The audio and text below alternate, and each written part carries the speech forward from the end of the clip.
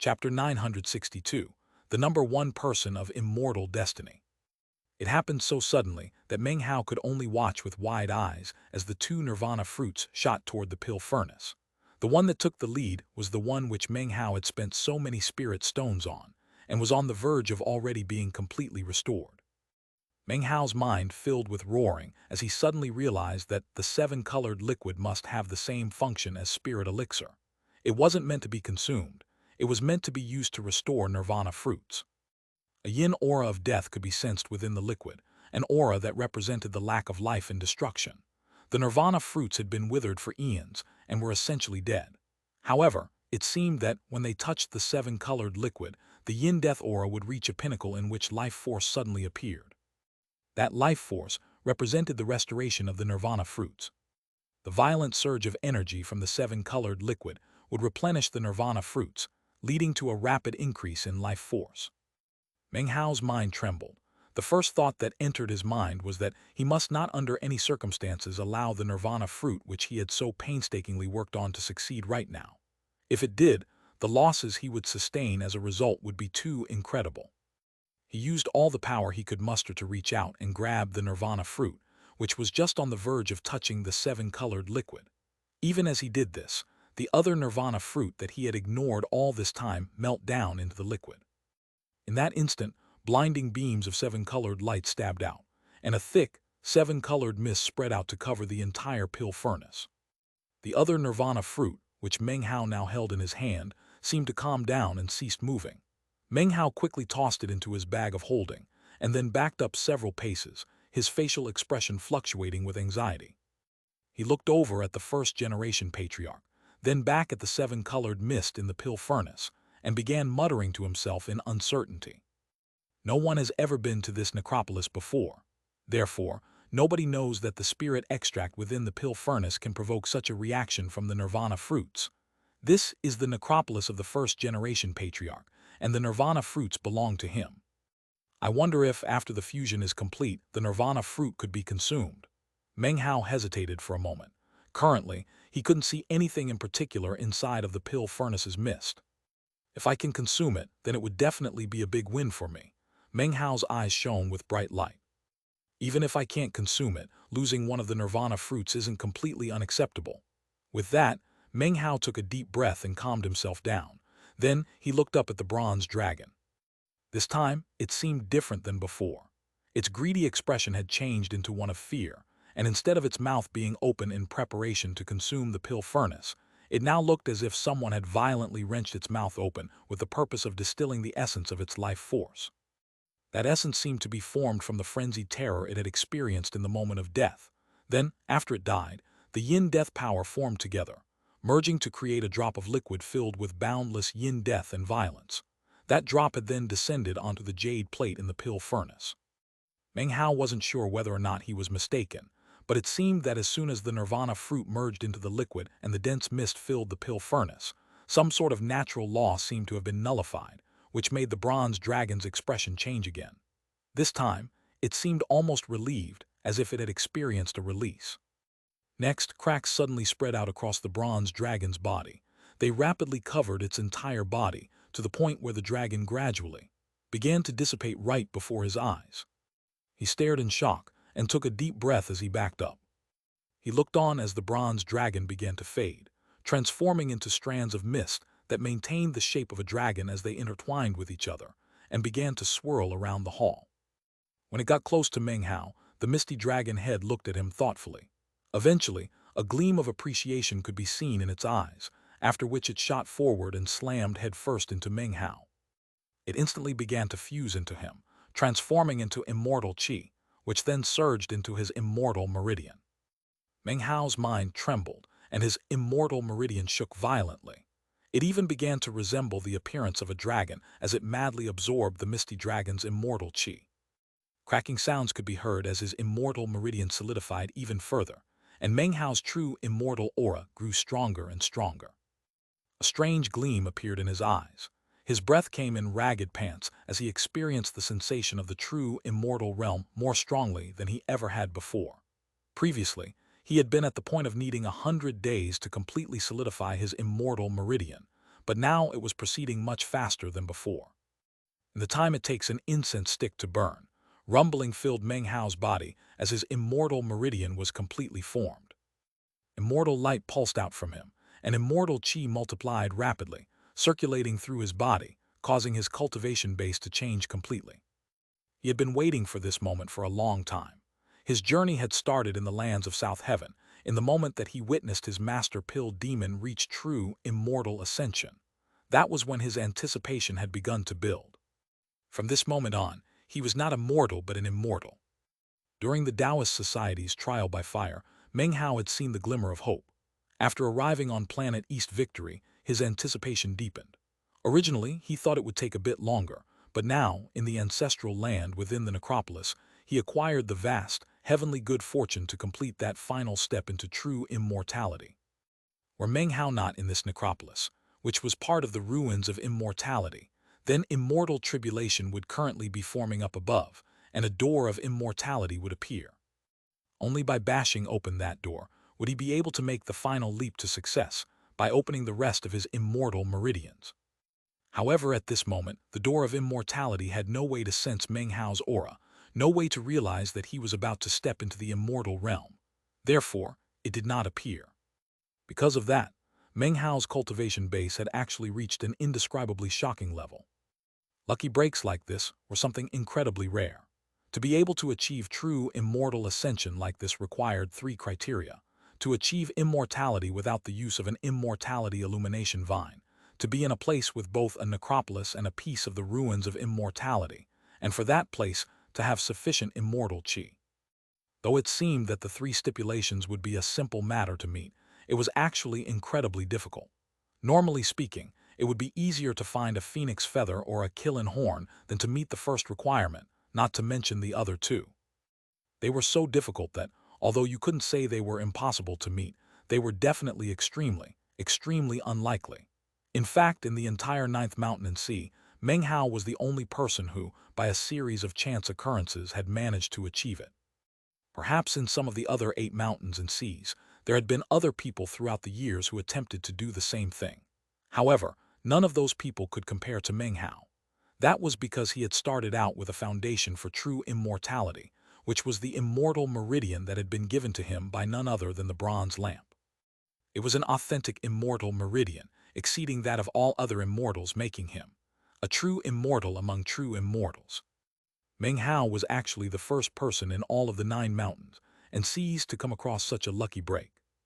However many extra immortal meridians he had now would remain with him when he underwent his immortal tribulation on the outside, and would not superimpose with those immortal meridians he acquired, but would increase their number.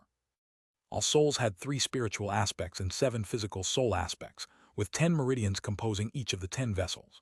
Immortals with 100 meridians had 3 spiritual soul aspects, 7 physical soul aspects, and 10 soul vessels. People who exceeded 100 meridians were extremely rare in the 9 mountains and seas. In fact, such people existed virtually in legend only. Each meridian that exceeded 100 resulted in an additional soul vessel. Meng Hao's body filled with rumbling as his first immortal meridian was completed. Furthermore, thanks to the Misty Dragon, a second immortal meridian was also beginning to take shape. As soon as it appeared, it began to solidify. Good preparation leads to success. Other chosen had already prepared themselves to their utmost limits, so when they stepped into true immortality, it would be a shocking event. As for Meng Hao, he had taken himself to be well prepared, but now, with this sudden lucky break, he was accumulating even more potential. If any outsider became aware of this kind of extra preparation, it would shock the entire 9th mountain and sea. At the same time that Meng Hao sat there cross-legged, madly absorbing immortal qi and forming a second immortal meridian, clouds were forming in the starry sky outside of planet East Victory. It started as a mist that rapidly formed into tribulation, clouds alongside a shocking door of immortality. A door of immortality had been floating over the 9th sea just a short time ago, and now, one materialized over East Victory and was slowly descending toward the planet. Countless people saw it, and it immediately led to a complete uproar. Fang clan members looked at it excitedly, especially the clan elders. True immortal tribulation, the Grand Elder gasped, eyes shining brightly. The descent of the door of immortality was not because of Meng Hao. Rather, it was because of Feng Wei.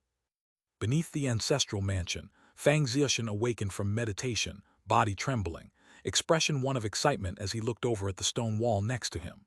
Suddenly, the stone wall opened up to reveal a tall figure striding out, who was none other than Feng Wei.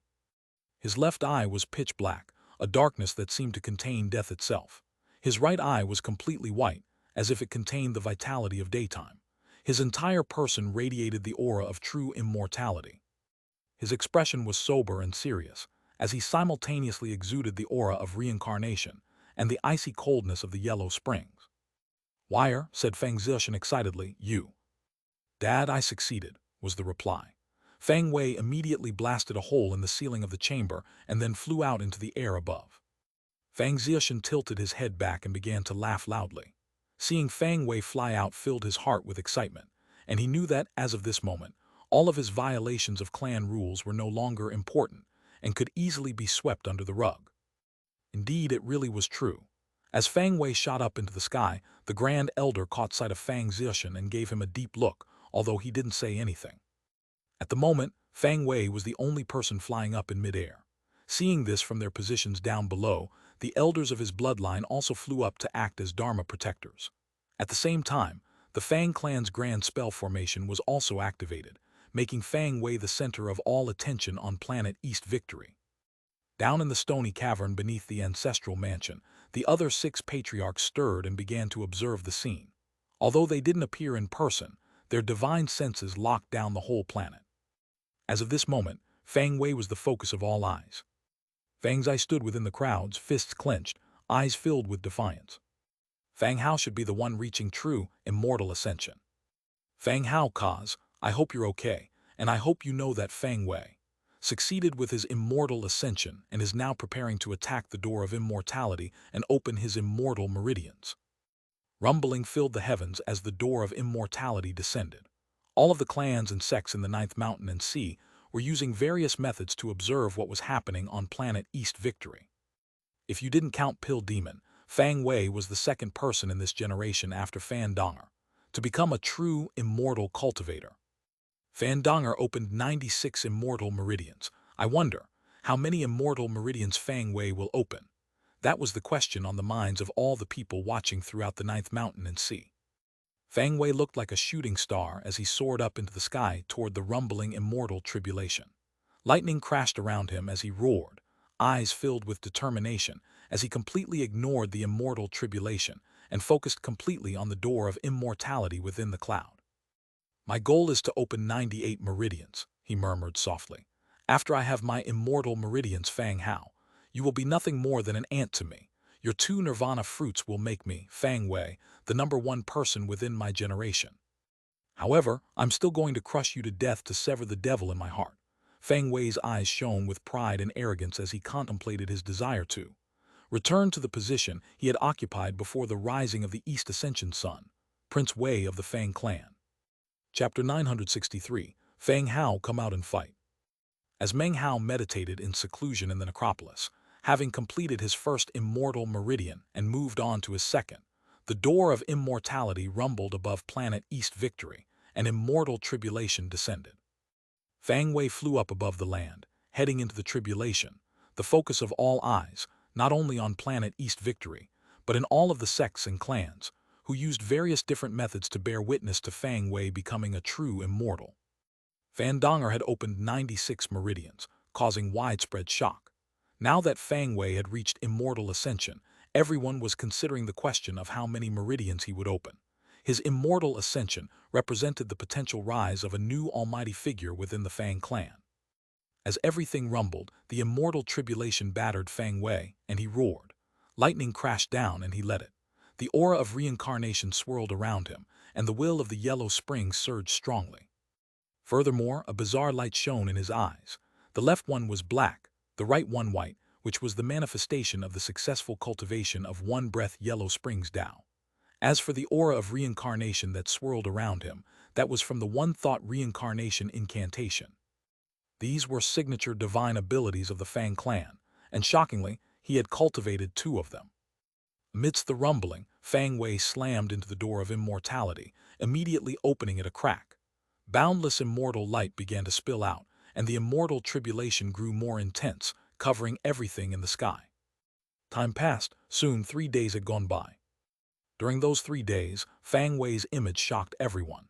He continued to completely ignore the immortal tribulation, which didn't seem capable of pushing him back even the least bit. In fact, he even seemed to be gaining strength from it. Lightning filled the heavens, and Fang Wei's presence there left everyone astonished. Fang Wei is the #1 chosen of the Fang clan. He's the Fang clan's Prince Wei.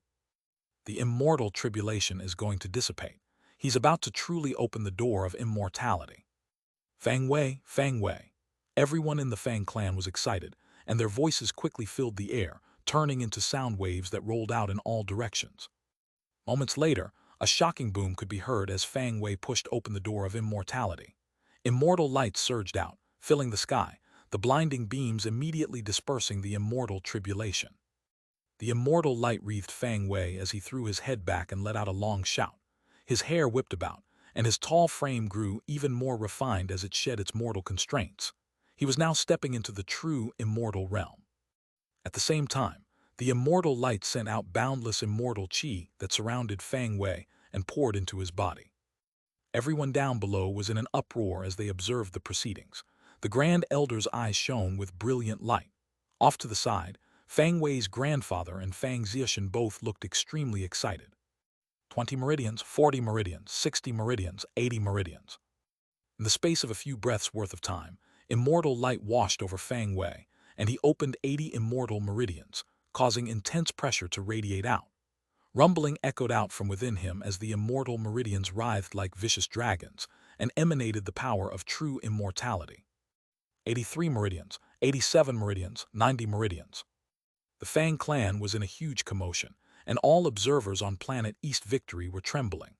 The clan members of other clans were all looking at Fang Wei as he rose once again to prominence, opening 90 meridians.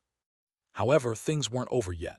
More shocking rumbling could be heard from within Fang Wei 91, 92, 93. When the 96th meridian appeared, there was universal astonishment. Fan Donger opened 96 meridians, and now Fang Wei has actually done the same thing. He fully deserves to be called a chosen. He actually seems to have a bit of energy left.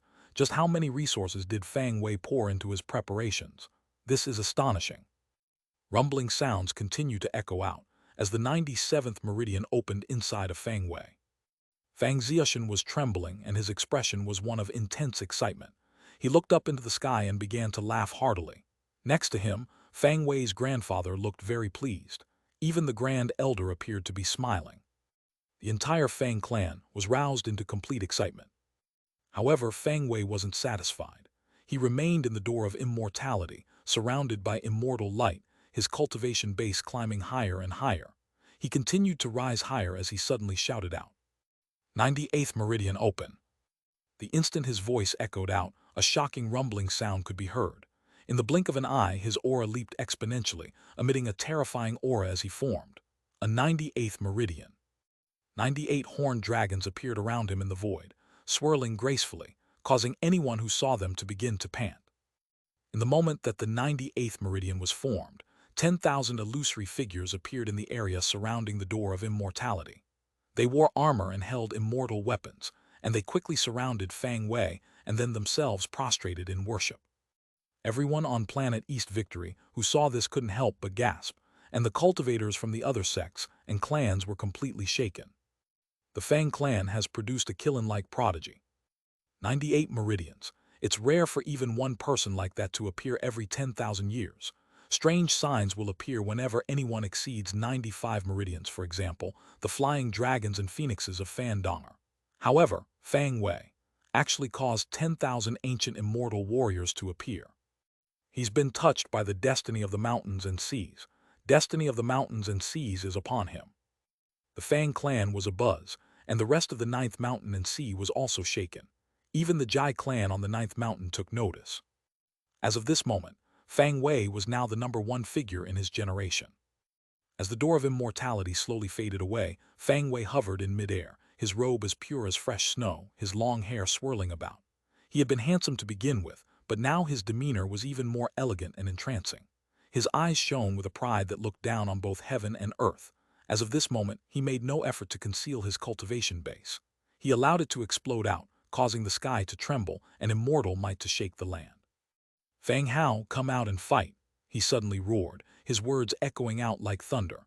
No one had expected these words to be the first things to come out of his mouth. "Fang Hao, get out here and fight me." His words echoed back and forth constantly, roaring like thunder.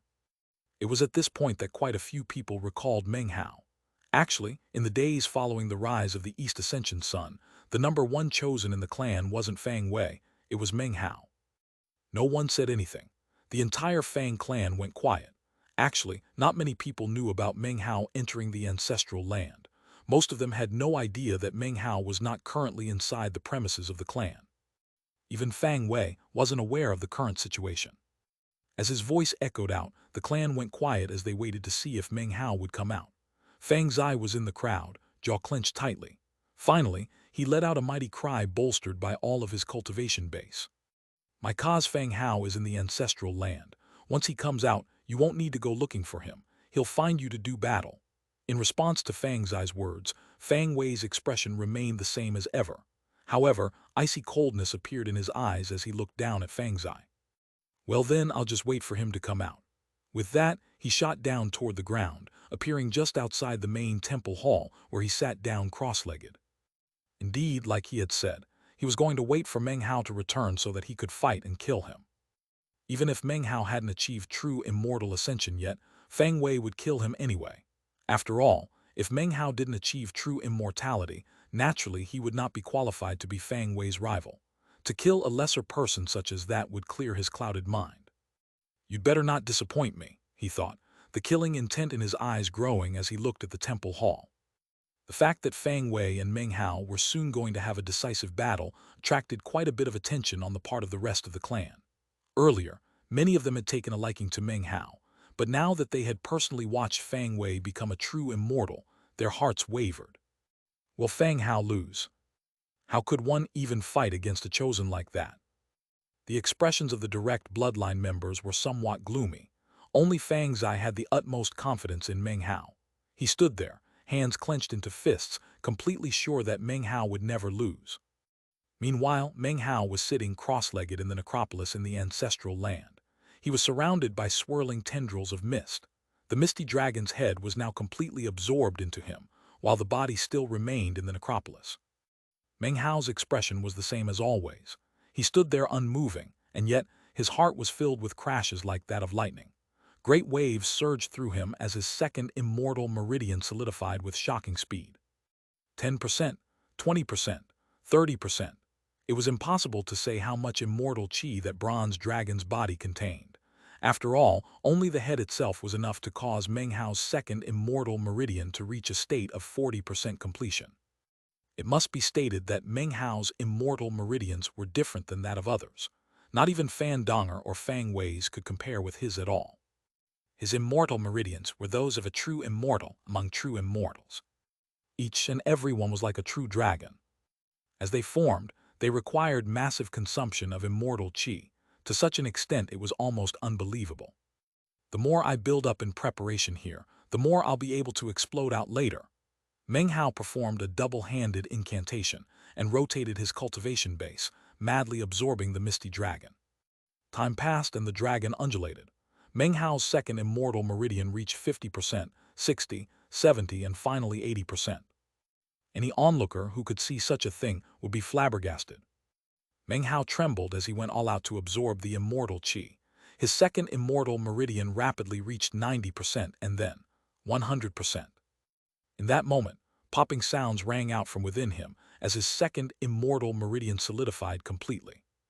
As of this moment, he had two immortal meridians inside of him, a sort of preparation leading to immortality that was without compare in the ninth mountain and sea. "I can keep going," thought Meng Hao, panting. His heart began to pound. He had long since realized that this opportunity was the greatest good fortune he could have encountered in aid of achieving true immortal ascension. He opened his eyes and they shone with a strange light. Deep within his pupils, a flame burned, a flame that was a fiery thirst to become a powerful expert. "I will become even more powerful." He took in a deep breath, and rumbling could be heard as more of the misty dragon poured into him. As he absorbed it, a third immortal meridian began to form. There is now about half a month until I have to leave this place. When I walk out of the ancestral land, my name will definitely spread throughout the entire Ninth Mountain and Sea. Dad, Mom, I'm going to astonish the entire Fang clan. I'm going to be the focus of the entire Ninth Mountain and Sea. I know that you're stuck on planet South Heaven, so I'm going to make you proud from here. Meng Hao's eyes flickered like a blade, filled with loyalty and obsession. Finally, he closed them again. Chapter 964, We're Waiting. Pill Demon opened up a new age, giving rise to a majestic prelude to a long-anticipated 10,000-year era. It was a 10,000-year era that contained endless possibilities, and no one could possibly predict how far these blazing suns of various sects and clans would progress during that time. Perhaps other blazing suns would appear and rise up like dark horses. For example, Wang Tengfei. After Pill Demon initiated the prologue, Fan Donger lifted the curtains, allowing all to clearly see that a new age was upon them. As for Fang Wei, he was a rising heavenly body in the first act, the center of all attention. His appearance caused everyone to realize that the age of true immortals had arrived. Fan Donger's rise to true immortality shook half of the Ninth Sea, making her instantly famous. Fang Wei's rise to true immortality sent waves throughout planet East Victory, and the appearance of 10,000 immortal warriors bowing in worship to him caused utter astonishment. However, nobody had predicted that the one who would come after Fan Donger and Fang Wei to become the third person to provoke immortal tribulation would not be some well-known chosen from one of the sects or clans. Instead, it was an ordinary member of the Wang clan, who happened to be located on an asteroid in the starry sky. The door of immortality descended, and amidst the immortal tribulation, immortal chi swirled in the starry sky. The sects and clans were bewildered as they turned their attention in that direction. Wang Tengfei. After experiencing shocking changes in his life, he had gained a new level of maturity. He had gone through many ordeals, and death had even appeared on his doorstep, only to pass him by. Wang Tengfei was no longer the perfect young man he had been back on planet South Heaven. He was now taciturn and lacked any sort of arrogance. Because of the many things he had gone through, he ended up achieving great revelations regarding life. He looked at the immortal tribulation and the door of immortality, and he chuckled. As he laughed, his eyes shone with obsession. At the same time, he recalled the images of the destruction of his clan on planet South Heaven. He saw himself falling. He went from being a chosen to being completely down and out, and in the end, helped the patriarch fulfill his goal.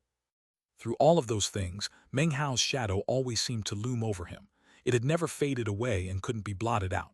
From the Reliance sect onward, it was always there. Meng Hao, Wang Tengfei threw his head back and laughed, then flew up into the air toward the immortal tribulation. Rumbling could be heard, and the stars trembled.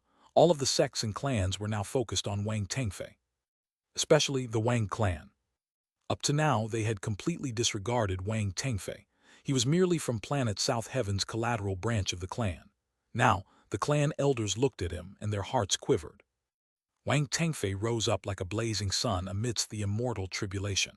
The door of immortality opened, and immortal light exploded out. In the end, he opened 95 immortal meridians. 95 immortal meridians didn't match up to Fang Wei, and was one less than Fan Donger. Even still, the matter was enough to shock all of the various sects and clans. That was especially true because of the strange signs that appeared after he opened the 95 meridians. Although observers might not have noticed anything extremely unusual, when the Wang clan elders saw it, massive waves of shock rolled through their hearts. The image that appeared for Wang Tengfei was that of some sort of heavenly body. It was not something enormous, but rather very small, and it appeared on his forehead. It rotated there, emanating a shocking aura, making it seem as if Wang Tengfei's body was now very different than it had been before. That's the mark of the ancient god bloodline. That kid actually awakened the most powerful bloodline of our entire Wang clan, the ancient god bloodline. 1. In Renegade Immortal, Wang Lin stole the bloodline of the ancient god, or something along those lines. I haven't read it personally, although I've heard it happens relatively early on in the story. He also had a similar mark on his forehead. Anyone with better information on this, please send me a message so I can make this footnote better. The entire Wang clan was sent into a stir, and quite a few people flew out to act as Dharma protectors. A bamboo forest that was a restricted area in the Wang clan, there was an old man who had reprimanded Wang Mu previously. He currently squatted on a long stalk of bamboo, his body wizened, his expression one of boundless ancientness. Although he normally looked disreputable right now, he suddenly looked much more serious, and a terrifying light could even be seen in his eyes. 2. The scene with Wang Mu and the old man was in chapter 806. He stared out into the stars, his expression somber. At long last, a descendant has appeared who is worthy of that Jinx's bloodline. He's definitely better and more powerful than any of the other bastards who have appeared recently. In the subsequent days, which amounted to a little more than half of a month, the door of immortality frequently appeared in various regions throughout the Ninth Mountain and Sea. Zhao Yifan opened it, and were it not for Fang Wei, he would have been the complete center of attention with his 97 immortal meridians. Because of him, the three great Taoist societies once again became the focus of all the clans and sects. After him, Song Luoden also stepped into true immortality. Taiyang Zai, too, joined their ranks. Next was Sun Hai, whose final step took him to 90 immortal meridians. Although it was not an extraordinary number, he wasn't very far behind all of the others, and could be considered to have made the grade for this era. Li Linger also pushed open the door of immortality amidst the immortal tribulation. She bathed in the immortal light and opened 96 meridians. This clearly proved that the four great clans of the Ninth Mountain and Sea possessed deep resources and great power. After stepping into true immortality, all of the chosen happened to do the same thing. Their eyes turned toward planet East Victory, as if they were waiting for a certain person. Fan Donger, Fang Wei, and all of the chosen who had stepped into true immortality were all the center of attention, and gradually the sects and clans picked up on what was happening. Even rogue cultivators noticed. Soon, a rumor began to spread through the Ninth Mountain and Sea. The chosen are all waiting for a cultivator by the name of Meng Hao. He also goes by Fang Hao, and he's a member of the Fang clan. On planet South Heaven, he forced all the other chosen into submission. Then, in the rise of the East Ascension Sun on planet East Victory, he was the #1 figure. He even looked directly into the sun for 10 breaths of time. He was the first person Fang Wei wanted to fight after reaching true, immortal ascension. The reason Fan Donger has that corpse floating behind her is because she offended him, and he forced karma onto her. Supposedly, he's Li Linger's future beloved. I heard that Taiyang Zai, Song Luoden, and Wang Mu were all defeated by him. According to the rumors, Zhao Yifan once said that even he wasn't as good as Meng Hao. Rumor has it that he even captured Jai Yin from the Jai clan. People say that he has a whole stack of promissory notes, and that all the other chosen are in massive debt to him. They're all waiting for Meng Hao to reach immortal ascension. Meng Hao's name spread throughout the entire Ninth Mountain and Sea, even to planet South Heaven, and everyone heard about him. Fang Ziyufeng and Meng Li stood in the Tower of Tang, looking up into the stars, offering blessings to their son. Meanwhile, Meng Hao sat in the necropolis in the blessed land. He had already formed, not just 3 immortal meridians but 4 and then 5. He was now working on his 6th. The mist dragon was now more than half gone. The necropolis itself was no longer filled with mist. Meng Hao sat there cultivating, and clearly he wasn't finished. He wanted something completely unprecedented. He didn't just want to build up preparations. What he wanted was to be able to utterly explode out the instant he entered true immortality. He would either do nothing, or would completely amaze people in an unprecedented fashion. Rumbling filled his body as his 6th meridian reached a state of 50% completion. It kept going, soon reaching 60%, 70%, 80%. Meng Hao had no idea how long he had been inside the necropolis, but he didn't want to waste any time and kept pushing forward. Eventually, he reached 90 and then 100%. After that, boundless energy exploded out from him.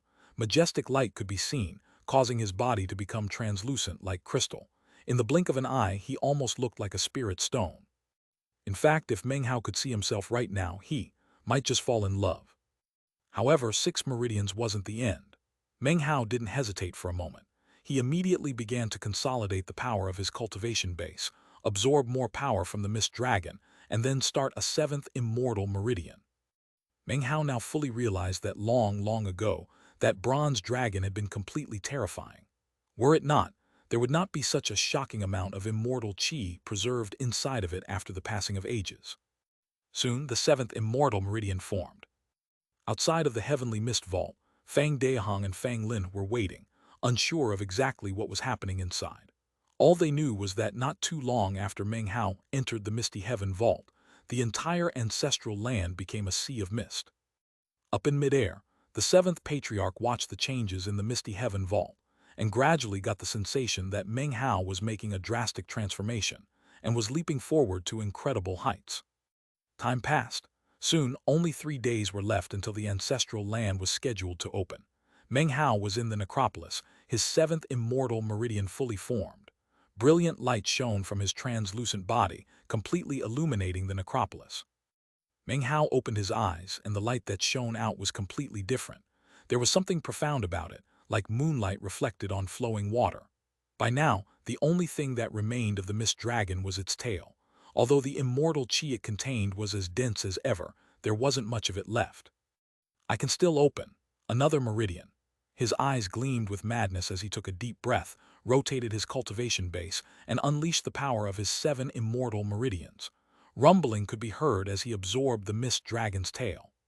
His body almost seemed like it was about to explode as the 8th immortal meridian began to form. An aura began to intensify inside of him, and he actually wasn't sure exactly which realm he belonged in. However, that didn't matter. There was only one thought on Meng Hao's mind, and that was to stockpile this power to the utter limits and form that 8th immortal meridian. If I can succeed with this meridian, then theoretically in the end, I could open, not 101 immortal meridians but 108.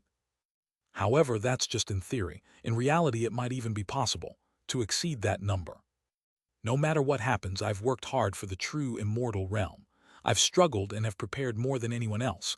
My immortal meridians will definitely exceed everyone else's. However, my goal cannot merely be to exceed any other person. My goal, for all eternity, will be to exceed myself. To constantly exceed myself, to continually break through my own barriers. I will always walk my own path, all the way to the end. Thus, the Tao of Meng Hao is a direction, freedom, independence, no cares or worries. What I want the heavens shall not lack. What I don't want had better not exist in the heavens. 2. This is the same quote as from the official synopsis of the book, which I translated a long time ago and is still floating around out on the interwebs. I tweaked this version a little bit to, hopefully, add a bit of the feeling that was lacking in my original translated version. Being domineering, having freedom, this is the Tao of Meng Hao. Rumbling filled Meng Hao's body as more immortal chi rushed in, continuing to form the 8th meridian. 10%, 30%, 50%. 2 days passed, and there was now only 1 day left before the ancestral land opened. Meng Hao's 8th meridian was now 100% complete. 8 immortal meridians. Chapter 965. The ancestral land opens. 8 immortal meridians caused intense power to surge through Meng Hao. Immortal chi flowed through him, and he exuded intense pressure. His eyes shone with immortal light, like 2 burning lamps that ignited to life within the necropolis. Everything now looked different to him, clearer. He could even magnify the tiniest speck of dust until he could see the entire structure that composed it. This feels great, he murmured. 8 immortal meridians was his limit. There was no more immortal chi in the area, making it difficult for him to make any further increases. The mist dragon had completely vanished, having been completely absorbed by Meng Hao. The necropolis was now totally empty and quiet. He slowly stood up, and cracking sounds could be heard as intense power surged through him. As soon as I leave the ancestral land, my immortal tribulation will appear. His eyes shone brightly as he caused more power to explode out in a test to see exactly how much good fortune he had acquired. Soon after, Meng Hao looked up and then glanced around. He saw that the mist in the pill furnace had already faded away. Shockingly, there was now a nirvana fruit sitting there on the jade plate, glowing brightly. It was as translucent as crystal and incomparably beautiful. A fragrant aroma began to spread out which contained a great Tao. Apparently, this nirvana fruit was now completely restored. Meng Hao walked up to the pill furnace and looked at the nirvana fruit, eyes glittering. After a moment, his eyes shone with determination. He quickly reached out, picked up the fruit and held it in front of his face. Nirvana fruit, the first-generation patriarch's nirvana fruit. He looked at the nirvana fruit and realized that, as of this moment, he had only 2 options. I've waited a long time just for the sake of a nirvana fruit. Well, what is there to hesitate about? He chuckled to himself silently. Finally, he turned toward the corpse of the first-generation patriarch, clasped hands and bowed deeply. Then, without any further hesitation, he made up his mind. Now was not the time for further hesitation. The fact that the nirvana fruit had been restored by fully absorbing the seven-colored liquid didn't bother Meng Hao at all. He hefted the fruit and pushed it hard onto his forehead. Time to gamble. Nirvana fruits were not eaten like other fruits. They were absorbed directly into the body. As soon as it touched Meng Hao's forehead, rumbling filled his body, and he felt like he was about to explode. It rapidly fused into his forehead and disappeared without a trace. He suddenly began to tremble violently. A massive power exploded out within him, filling his entire body and circulating through it in a continuous cycle. It rapidly found many sealed areas within Meng Hao's body, areas he didn't even know about, and burst them open. Blood oozed out of his orifices, and he shook. Pores all over his body opened and expanded. Intense pain racked his four limbs, and yet his eyes shone brightly. He did not feel any sense of crisis, but rather sensed that power surged through his body, making him more powerful than before. His Dharma idol appeared behind him, and then, shockingly, a second Dharma idol appeared. It looked different than Meng Hao's Dharma idol, although it was similar. This second Dharma idol actually belonged to the first-generation patriarch. An even more intense power surged through Meng Hao's body, and he began sweating profusely. However, his eyes shone brightly. So, this is what it feels like to use a nirvana fruit. I can form a second Dharma idol, and my cultivation base can explode with even more power. And yet, in addition to the extra Dharma idol, there is actually an even more important function. It can exponentially increase the power of my immortal meridians. Right now I have 8 immortal meridians. After absorbing the nirvana fruit, I can wield power equal to 16 immortal meridians. That is the true purpose of the nirvana fruit. Veins popped out on Meng Hao's forehead. He currently only had 8 immortal meridians, but the power he was able to wield was twice as much. The reason Fang Wei didn't utilize that power before is most likely because it's only possible to do so after you reach the immortal realm.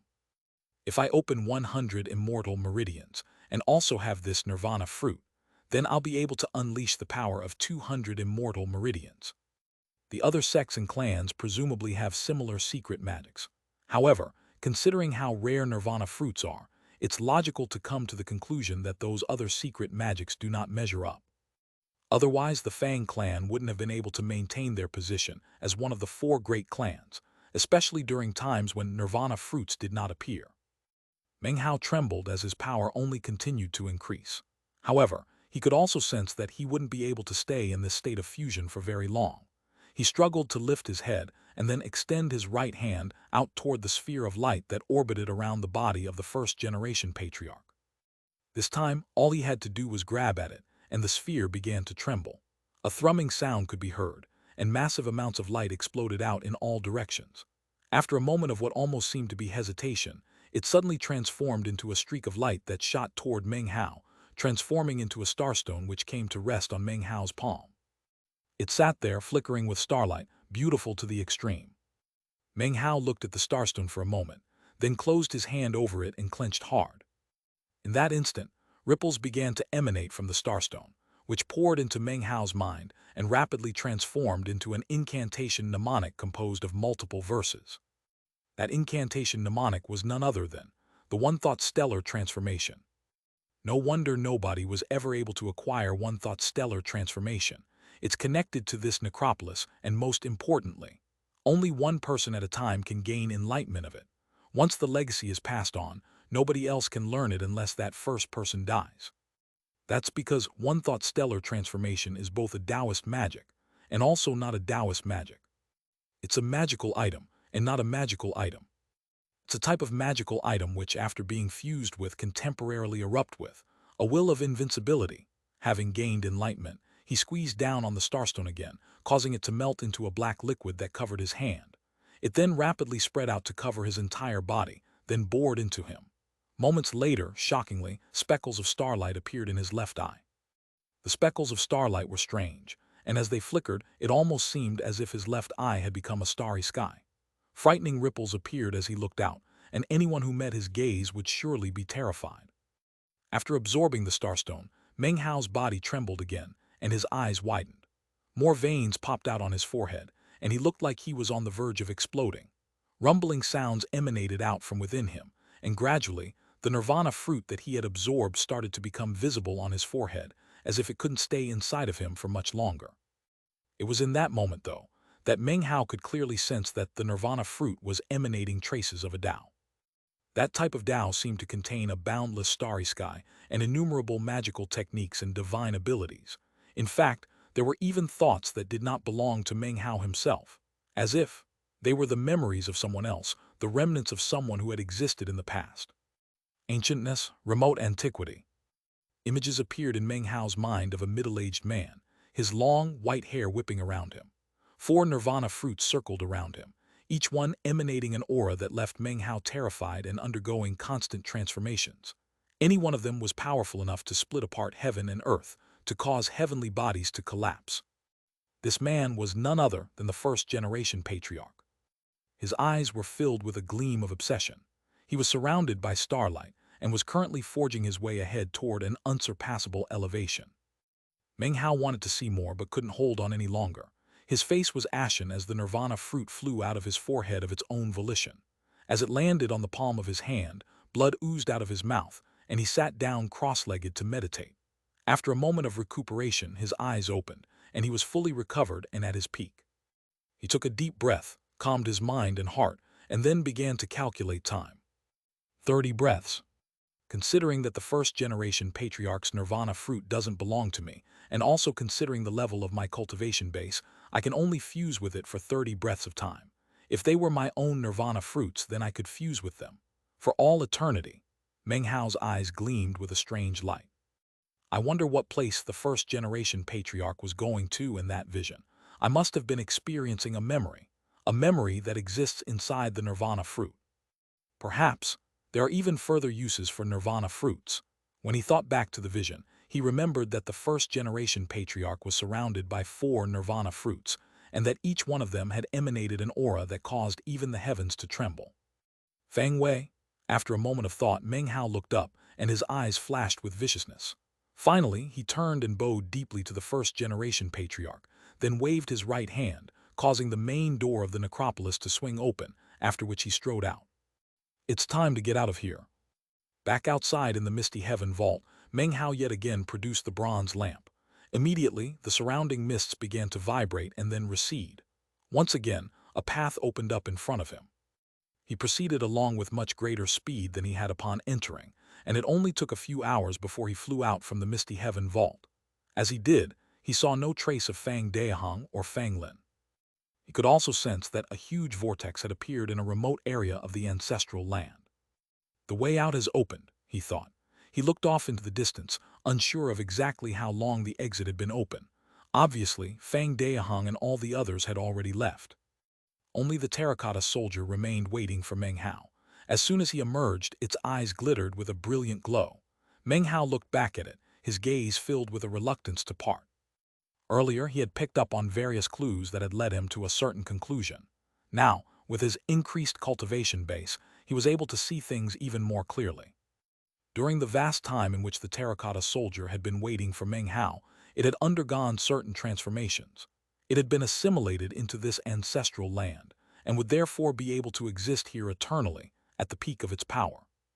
However, if it emerged into the outside world for too long without returning, then it would begin to decay, and would age by tens of thousands of years in a relatively short period of time. The only way for me to take it away would be if I had a piece of the ruins of immortality. If I did, I could take it with me long term. Meng Hao flew up to sit on the terracotta soldier, after which it yet again changed shape to its enormous form, then employed its top speed to head off toward the exit. The closer it got to the exit, the stronger the signs of dissipation got. Meng Hao sighed, and after confirming what was happening and despite his unwillingness to part with it, he decided that he couldn't just watch it suffer harm. He decided to leave it next to the crumbled mountains where he had found it. His voice soft, he said, "Go ahead and change back into a statue. I promise you that one day I'll come back here to take you away. It's too bad that once the ancestral land closes, our connection will break." As soon as the words left his mouth, the statue's eyes glittered. It suddenly hefted its greatsword and then swung it through the air, causing a huge rift to open up, almost completely slashing the entire sky open. Meng Hao's eyes sparkled. "You can slash your way out of here anytime you want, huh?" Meng Hao asked. "In other words, you can go anywhere you feel like, right?" The terracotta soldier nodded, but then shook its head. Finally, it gave Meng Hao a deep look, and for the first time spoke in a muffled, hoarse voice. "Fang Clan, ancestral land, 500 kilometers, I protect you." As soon as Meng Hao heard the voice, his heart seized. It was a voice he would never forget, Qi Yunhai's voice. Foster father. In that moment, Meng Hao realized that Qi Yunhai didn't just use some of his life force from the dragon lamp with the phoenix wick to create the terracotta soldier. He had also used a strand of his soul. After a very long moment, Meng Hao looked at the terracotta soldier one last time, then turned and headed toward the exit. After packing away the memories deep into his heart, his entire person began to radiate a harsh, murderous aura. He was like an unsheathed sword, shining coldly. "Fang Wei, it's time to finish things between the two of us." Chapter 966, Storm Winds Gather. The main hall in the Fang clan's ancestral mansion on planet East Victory was packed tightly with members of the Fang clan. Virtually all areas of the ancestral mansion were occupied, and there were even some who could not squeeze in and were left outside. All of the alchemists in the Tao of Alchemy division, and all of the apprentice alchemists, were all staring intently. In addition to the Fang clan, other powerful factions and cultivators on planet East Victory had learned of Meng Hao and were now waiting. In fact, in virtually all of the various sects and clans in the Ninth Mountain and Sea, people were looking on, waiting to find out exactly what kind of person could so capture the attention and estimation of all the famous, newly ascended true immortals. Meng Hao hadn't even emerged yet, but his fame had already spread throughout all of the Ninth Mountain and Sea. People watched closely as Fang Wei sat cross-legged outside the main temple. Finally, he slowly raised his head, and his eyes gleamed with incredible coldness as he looked at the temple hall. It was at this point that the Grand Elder, after a long moment of silence, resolutely waved his right hand. Rumbling sounds could be heard as a huge vortex appeared. The vortex spun and then rose higher, rising up out of the main temple hall, high up into the air to where everyone could see it. "The ancestral land is opening. Fang Hao is going to come out." "What's the point of him even coming out? Prince Wei wants him dead, so he'll die for sure." "It's too bad. His bloodline is stronger than Fang Wei's, and their latent talent is about the same, but in terms of reaching true immortality, he was just a bit too slow. Once you fall behind even one bit, you'll be left behind at every step. And that's not even to mention advancing from true immortality into the ancient realm in the future." The crowds were abuzz, and Fang's eye stood among them, fists clenched, expression anxious as he panted. However, he continued to have faith that Meng Hao would pull off a miracle. "Fang Hao, cause you have to win." Fang Wei's expression was calm, but his eyes flickered with killing intent, and his desire to do battle grew stronger. Everyone could see as his gaze shifted over to the vortex like a drawn dagger. He had waited for this day for a long time, and it was finally here. He was going to make sure that the whole Fang clan, and all of the sects and clans of the Ninth Mountain and Sea, knew that Fang Wei was the chosen of this generation. He, Fang Wei, was the future pillar of the Fang clan. The humiliation he had endured during the rise of the East Ascension Sun would now be thoroughly avenged. "Fang Hao, you are merely a stepping stone beneath my feet. Your only function is for me to step upon you as I climb to the top." His expression was one of arrogance, and his heart filled with coldness. His killing intent grew only more intense, and he looked like a sharp, glinting sword. At this point, time seemed to have frozen, and the entire world grew silent. Innumerable gazes were fixed upon the exit to the ancestral land. As the vortex up in midair slowly rotated, it suddenly began to gleam with brilliant light like a sparkling body of water, and a figure appeared in the shimmering depths. As soon as the figure appeared, countless eyes went wide, and people began to hold their breaths. Fang Wei's killing intent reached a pinnacle, causing rumbling to fill the sky. It almost seemed as if the temperature had instantly dropped. Soon everyone began to gape. The person they were all looking at, the person emerging from the vortex, was an old man with long gray hair. He walked out excitedly, as if he had just emerged unscathed from a deadly crisis. He was trembling, as if he had experienced untold terrors in the ancestral land. He looked as though he had been holding innumerable anxieties within him, but was now able to relax. At the same time, he seemed slightly uneasy, as if he held a gloomy outlook on his own future. That's not Fang Hao, that's Elder Fang Shuyan. Why is he walking out of the ancestral land? The Fang clan members gaped in shock. When Fang Zixian saw the old man, he stared in shock. Then his face flickered slightly. The Grand Elder's brow suddenly furrowed. After the old man appeared, he looked around at the crowds of clan members and gaped. Then he saw Fang Wei sitting there cross-legged and instantly sensed his true immortality. He reached true immortal ascension. Ah, Fang Zixian, now I understand. The old man's eyes were bloodshot as he glared fiercely at Fang Zixian. Fang Zixian, he barked, things aren't finished between us. I won't rest until one of us is dead. His words caused a collective gasp to rise up from the crowds.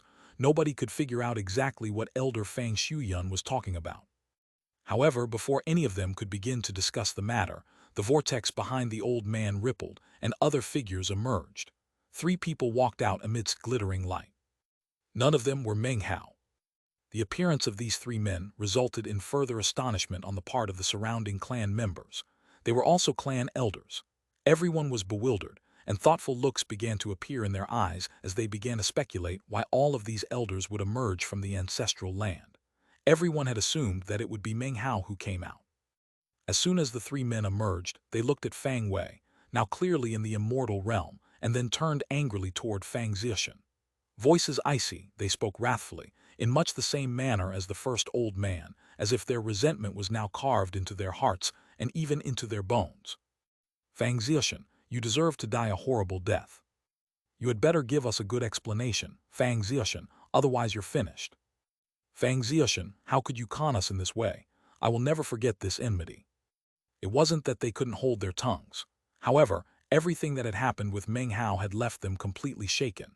Based on their cultivation bases and levels of wisdom, it was obvious to them that if they made too much of this matter, the result would be unfavorable to them.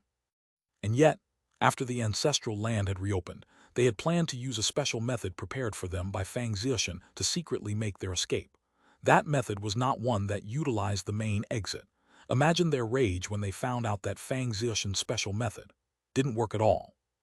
They immediately realized that Fang Zixian had planned for them to die all along.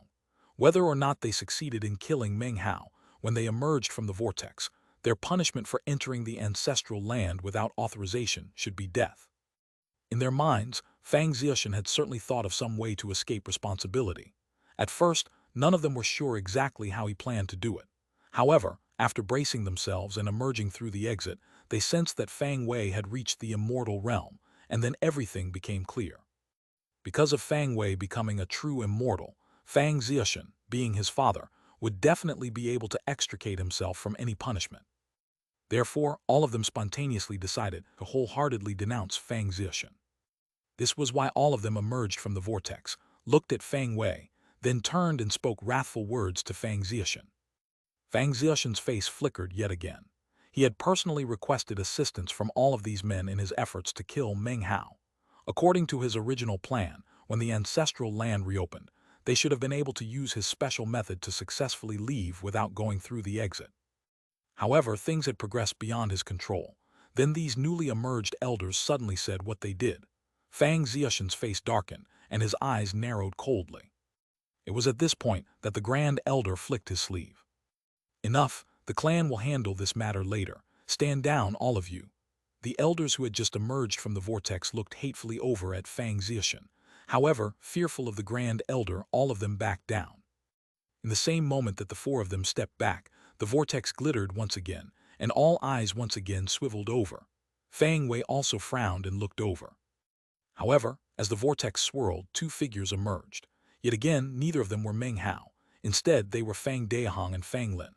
Originally, they had planned to wait for Meng Hao inside of the ancestral land. However, once the exit opened, and before either of them could react, a powerful wind had sprung up and swept them out of the misty heaven vault. When they emerged, they found themselves directly in front of the exit. As soon as they emerged, all eyes were fixed upon them. I can't believe it's not Fang Hao. Interesting, there were actually 6 clan elders in the ancestral land. How did they get in, and what exactly was their purpose inside? Fang Hao was also in the ancestral land. Could it be that these elders were there to harm him in some way? Of course, many of the clan members were intelligent people, and it didn't take long for them to analyze the situation and come to an approximately correct conclusion. That was especially true of the members of the direct bloodline, who were furious. Many of their elders stepped forward, including Meng Hao's 19th uncle. All of them were enraged, and a rare killing intent toward their own clan members could be seen in their eyes. Fang Ziushan smiled coldly, as if he didn't care about what was happening at all. If Fang Wei hadn't become a true immortal, then all of these things would result in a heavy punishment for him. However, considering things had turned out the way they had, it was a different matter. Considering I'm being protected by the sixth patriarch, what can a single, piddling Fang Hao possibly count for? Thought Fang Ziushan, calming his heart. Standing next to him was Fang Wei's grandfather, who frowned slightly but said nothing. Fang Daihong and Fang Lin scanned the crowd silently. They did not berate Fang Ziushan, but rather sat down cross-legged just outside the vortex, completely ignoring everyone. This scene filled quite a few hearts with shock. The Grand Elder's eyes widened. Even he felt as if something strange was going on. Time passed enough for an incense stick to burn. Suddenly, the vortex spun once again. This time, it was completely different from the previous times. Rumbling like thunder could be heard as a tall, slender figure slowly began to step out. Before he could completely emerge, the sky above planet East Victory filled with tempestuous lightning. Roaring sounds echoed out as clouds piled on top of each other. Massive tribulation clouds had appeared in the blink of an eye. These tribulation clouds were shocking to the extreme. Anyone who looked at them couldn't help but stare wide-eyed with disbelief and shock. The reason was that these tribulation clouds were simply gargantuan. They covered all of planet East Victory. From out in the starry sky, it looked as if planet East Victory had turned into one giant mass of clouds. All of the ninth mountain and sea was shaken as the area covered by the tribulation clouds continued to grow. Fan Donger, Fang Wei, all of the other chosen who had just stepped into true immortality had never provoked heaven-shattering, earth-shaking tribulation clouds like this. Compared to these tribulation clouds, the tribulation clouds they had faced were like children's toys. What kind of tribulation is that? That was the question running through the trembling minds of all the observing cultivators. Expand. As of this moment, the cultivators of planet East Victory were shocked. The members of the Fang clan were shocked, and all the cultivators from the various sects and clans of the Ninth Mountain and Sea who were watching were completely shocked.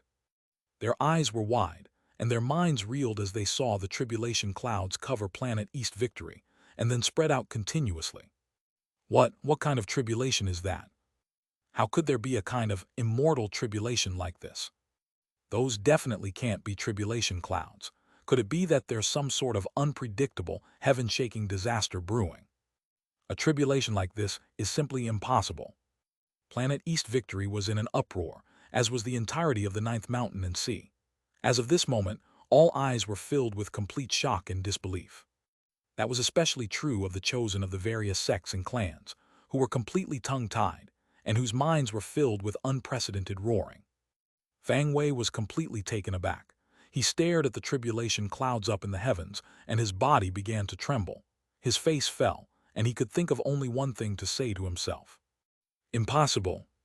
In the same moment in the Nine Seas God world, Fan Donger stood in front of an enormous crystal, upon which she could see an image of the scene playing out on planet East Victory. Her face was pale white, and her eyes filled with disbelief as she stared at the tribulation clouds on the crystal. Actually, she didn't even need to look at the crystal. With her divine sense, she could feel the incredible fluctuations rolling out over the Ninth Sea due to the incredible events occurring on planet East Victory. Is it him? She thought. Although, even if he is in the middle of true immortal ascension, he couldn't possibly cause tribulation clouds like that to form. I've never even heard of anything like that. Just how thoroughly did he prepare to burst out in such a fashion? Zhao Yifan was in the sublime flow sword grotto, staring blankly up into the sky, his mind reeling. His recently mended Dao heart, which had been filled with confidence because of his recent rise to prominence, was now beginning to crumble. How could this be happening? He murmured, trembling. His true immortality is different from mine. At the same time, Wang Tengfei was in the Wang clan, his hands clenched tightly into fists, veins bulging on his forehead. It was impossible for him to remain calm. Just what is his true immortality? Regarding Song Luoden, Wang Mu, Taiyang Zai, Sun Hai, and all the newly ascended true immortals. As of this moment, their minds and hearts were all filled with roaring. Li Linger looked up into the heavens.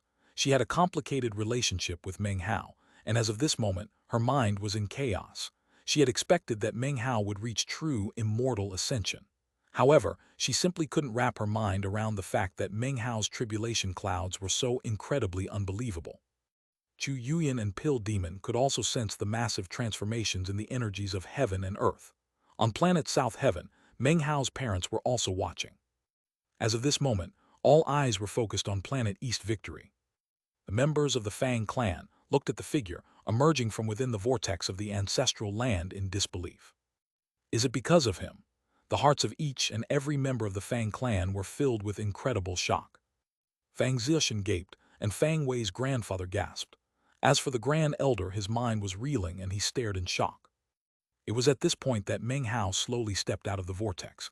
In the moment that his right foot emerged, heaven and earth rumbled so intensely that it seemed as if the air itself would split. Power seemingly capable of destroying all life surged out. It was as if some sort of immortal god were concealed within the clouds, looking down at the lands, roaring amongst the starry sky. As the roaring echoed out, the clouds suddenly turned red as fire. Instantly, everything up above was crimson. It was the same out in the starry sky. It was as if the clouds themselves were bearing witness to the emergence of Meng Hao, to the appearance of an unheard-of immortal in the ninth mountain and sea. By now, the patriarchs of the various sects and clans were waking up, emerging from secluded meditation. Even the patriarchs of the three great Taoist societies responded to the shocking events playing out in the ninth mountain and sea. In the Fang clan ancestral mansion, all of the patriarchs, including the recently returned seventh patriarch, were all shocked. That was even true of the seventh patriarch had referred to as eldest brother. If you trace the Earth patriarch's bloodline back, he was actually descended from the same almighty Tao realm expert as Meng Hao. He has made profound preparations, he murmured in confusion, leading to this explosive eruption of immortal tribulation. But how come I'm unable to see the true depths of the kid's tribulation? Just how terrifyingly well prepared is he? This is unprecedented. In all the ancient records I've read, I've never seen any mention of tribulation clouds like this when someone steps into true immortality. The patriarchs of the other sects and clans all looked into the starry sky in the direction of planet East Victory, and various thoughts went through their heads. Standing next to Fan Donger in the Nine Seas God world was her master, the old woman who was in the Tao realm. Currently, she was frowning. What profound preparations for someone who's only in the spirit realm, she thought. Only a cultivation base with 90 or more meridians should provoke tribulation clouds like this. But something strange seems to be going on. Why do those tribulation clouds seem to be simply too large? In fact, the patriarchs of all the various sects and clans were frowning and reaching similar conclusions as the old woman. There's something strange about those tribulation clouds. Even if this guy was more of a blazing sun than he already is, and even if he was more profoundly well prepared, it's highly unlikely that tribulation clouds like that would appear. They almost don't look like tribulation clouds, but rather a strange sign. Perhaps he's using some type of secret magic. Gradually, the patriarchs were able to pick up on clues that caused them to begin to make various speculations. As they stared in the direction of planet East Victory, Meng Hao fully emerged from within the vortex. In that instant, shocking thunder crackled, and the tribulation clouds churned. Countless red bolts of lightning danced about in the clouds, emanating a terrifying aura. At the same time, the tribulation clouds continued to expand out into the starry sky. They sped out like a charging army, rumbling, growing larger and larger. From a distance, it looked like some bizarre demonic sign. Everything shook violently. Even the Jai clan of the Ninth Mountain and Sea was shaken. An ancient gaze pierced out from the Ninth Mountain, which then came to rest on planet East Victory. The gaze was filled with intense pressure as it focused on Meng Hao. Meng Hao's expression was calm. He stood there, tall, robes whipping about, long hair dancing in the wind. His eyes were filled with a profound gleam that seemed to contain a boundless starry sky. His left eye sparkled with starlight that seemed capable of sucking away one's soul. As he stood there outside of the vortex, his aura seemed normal. However, the heavens above him were bright red. And then there were the churning, roaring tribulation clouds. All of it made Meng Hao seem to be like some sort of immortal god. Upon cursory examination, Fang Wei's energy couldn't even possibly compare. Meng Hao's aura said that he would become an immortal whether the heavens agreed or not. It was a domineering power that said, if you approve, fine, don't approve, too bad. All of the members of the Fang clan were watching Meng Hao. They looked at the terrifying tribulation clouds up in the heavens and inhaled deeply. Feng Hao. He provoked energy and tribulation clouds like that, all in the instant he stepped out of the ancestral land. Feng Hao is going to step into true immortality. Prince Wei's true immortal tribulation earlier doesn't seem to measure up. Prince Hao is definitely going to astonish us. The members of the direct bloodline were extremely excited. Fang Zai stood there, hands clenched into fists, filled with anticipation as he looked at Meng Hao. Fang Hao cause, you definitely have to succeed. Fang Wei began to tremble slightly, shaken by Meng Hao's energy and the terrifying tribulation clouds up in the heavens. He could hardly breathe. Veins popped out on his forehead as he shot to his feet. Fang Hao, he roared. Do you dare to fight with me? His voice echoed like peals of thunder, and his eyes radiated intense killing intent. His energy surged up as power from his 98 immortal meridians exploded out. His Dharma idol appeared behind him, seemingly powerful enough to support all the lands. Meng Hao's expression was the same as usual as he looked at Fang Wei. Just let me push open the door of immortality, he said coolly. After that, there won't be any need for you to fight me. I'll just take back what belongs to me. Then he turned to look back at the tribulation clouds up in the heavens, and his eyes brimmed with the desire to fight. The moment he had been waiting so long for was finally here. It was now time to step into true immortality. Meng Hao suddenly shot up into the air, flying up into the heavens as everyone watched. Immortal tribulation, why haven't you made your move yet? Meng Hao's expression was as calm as ever, but his desire to do battle grew even stronger. His voice echoed out in all directions, piercing the tribulation clouds, causing a huge indentation to appear in the layers of clouds. The power of his voice smashed into the clouds, hewing out a huge hole. What appeared next was a door of immortality with a breathtaking aura descending from the starry sky. This door of immortality was enormous, so large that planet East Victory seemed like a toddler in front of it. Boundless immortal light surged out, and countless magical symbols glittered on its face.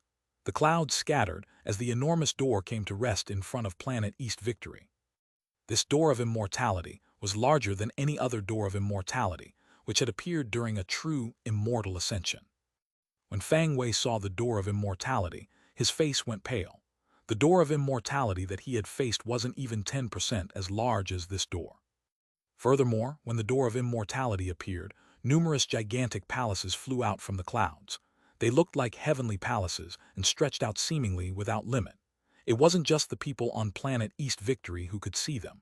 Everyone on the other 3 planets were also able to use various methods to observe. The boundless palaces, each one incredibly huge, emanated immortal might throughout the 9th mountain and sea. The 9th mountain trembled and the 9th sea raged. All of the cultivators of the various sects and clans, even the patriarchs, were thoroughly shocked. In the 9 seas god world, the old woman standing next to Fan Donger took a deep breath as she finally understood. That door of immortality, those immortal palaces, I understand, she thought. He's not using an immortality illumination vine, he's reaching immortal ascension on his own. This kid has incredible willpower. What determination, what destiny. She wasn't the only one who understood what was happening. The other patriarchs of the various sects and clans all reached the same enlightenment and were completely shaken. If the heavens approve, well and good. If they don't want to, they'll still be forced to acknowledge an immortal who verifies their own Tao and reaches immortal ascension on their own. No wonder the tribulation clouds are so huge. From ancient times until now in the 9 mountains and seas, people who verify their own Tao in such a way are incredibly rare.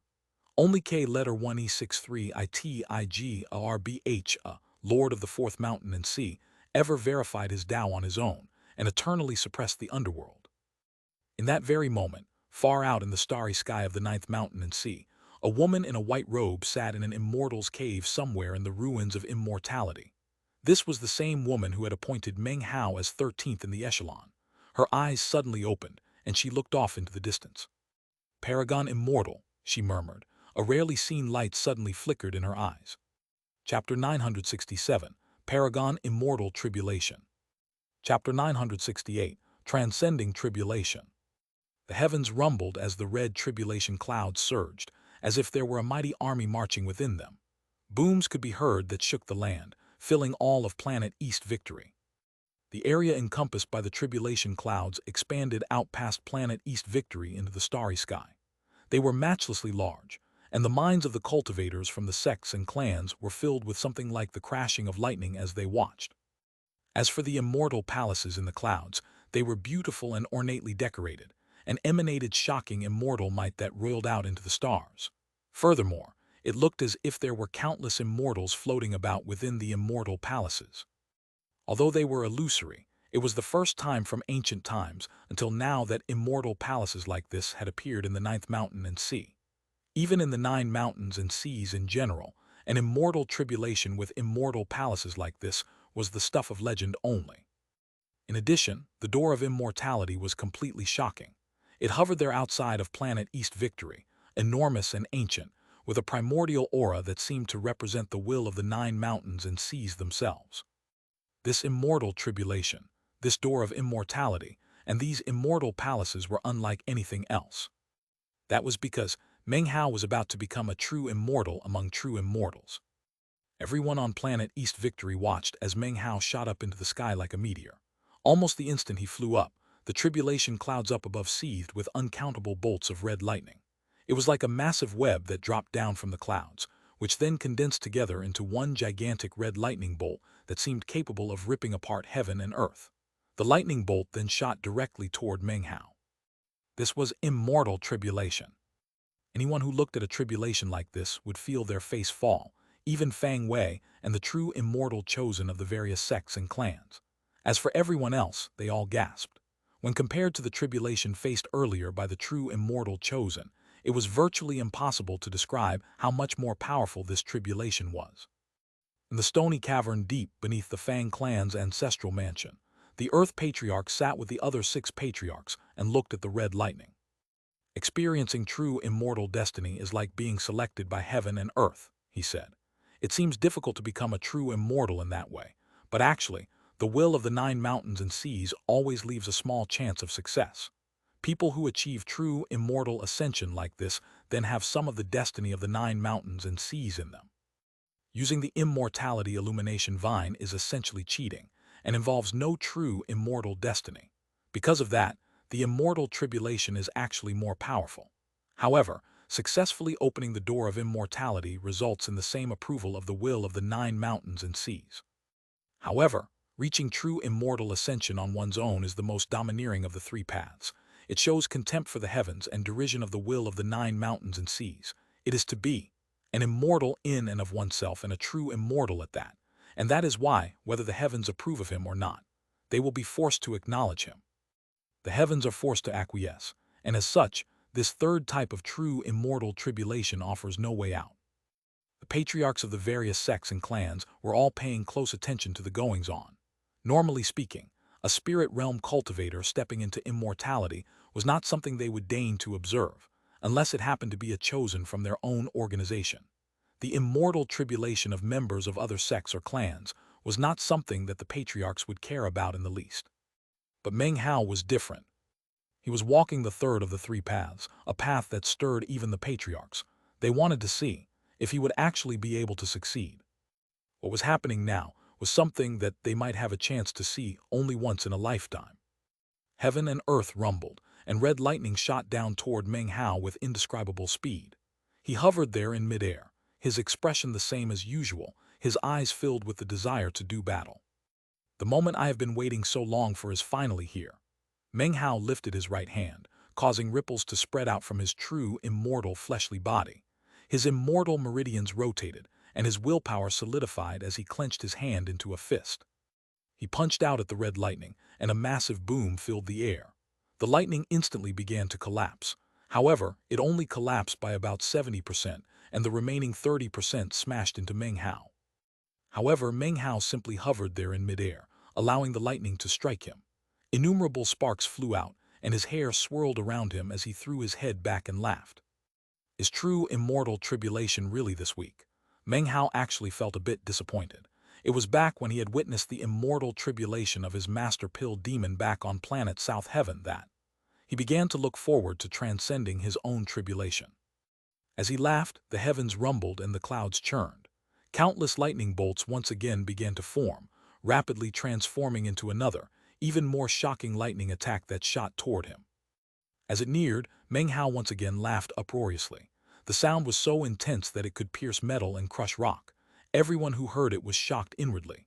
Suddenly, Meng Hao transformed into a golden rock that flapped its wings and shot toward the lightning.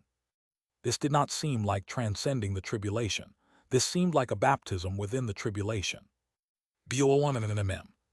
The lightning descended, crackling around Meng Hao in golden rock form. It was like a giant globe of lightning, casting scintillating light throughout heaven and earth. Bring it on! Meng Hao's voice echoed out and the golden rock shrieked as he shot toward the clouds up in the sky. Lightning crashed, a third bolt, a fourth, a fifth. Terrifying lightning descended like rain, accompanied by shocking rumbling sounds. Meng Hao in golden rock form sped upward as fast as ever, smacking through the lightning like a sharp knife through a piece of bamboo. The lightning was like dried twigs that he easily crushed as he charged directly into the tribulation clouds. Planet East Victory was filled with a sound that resembled the heartbeat of a giant.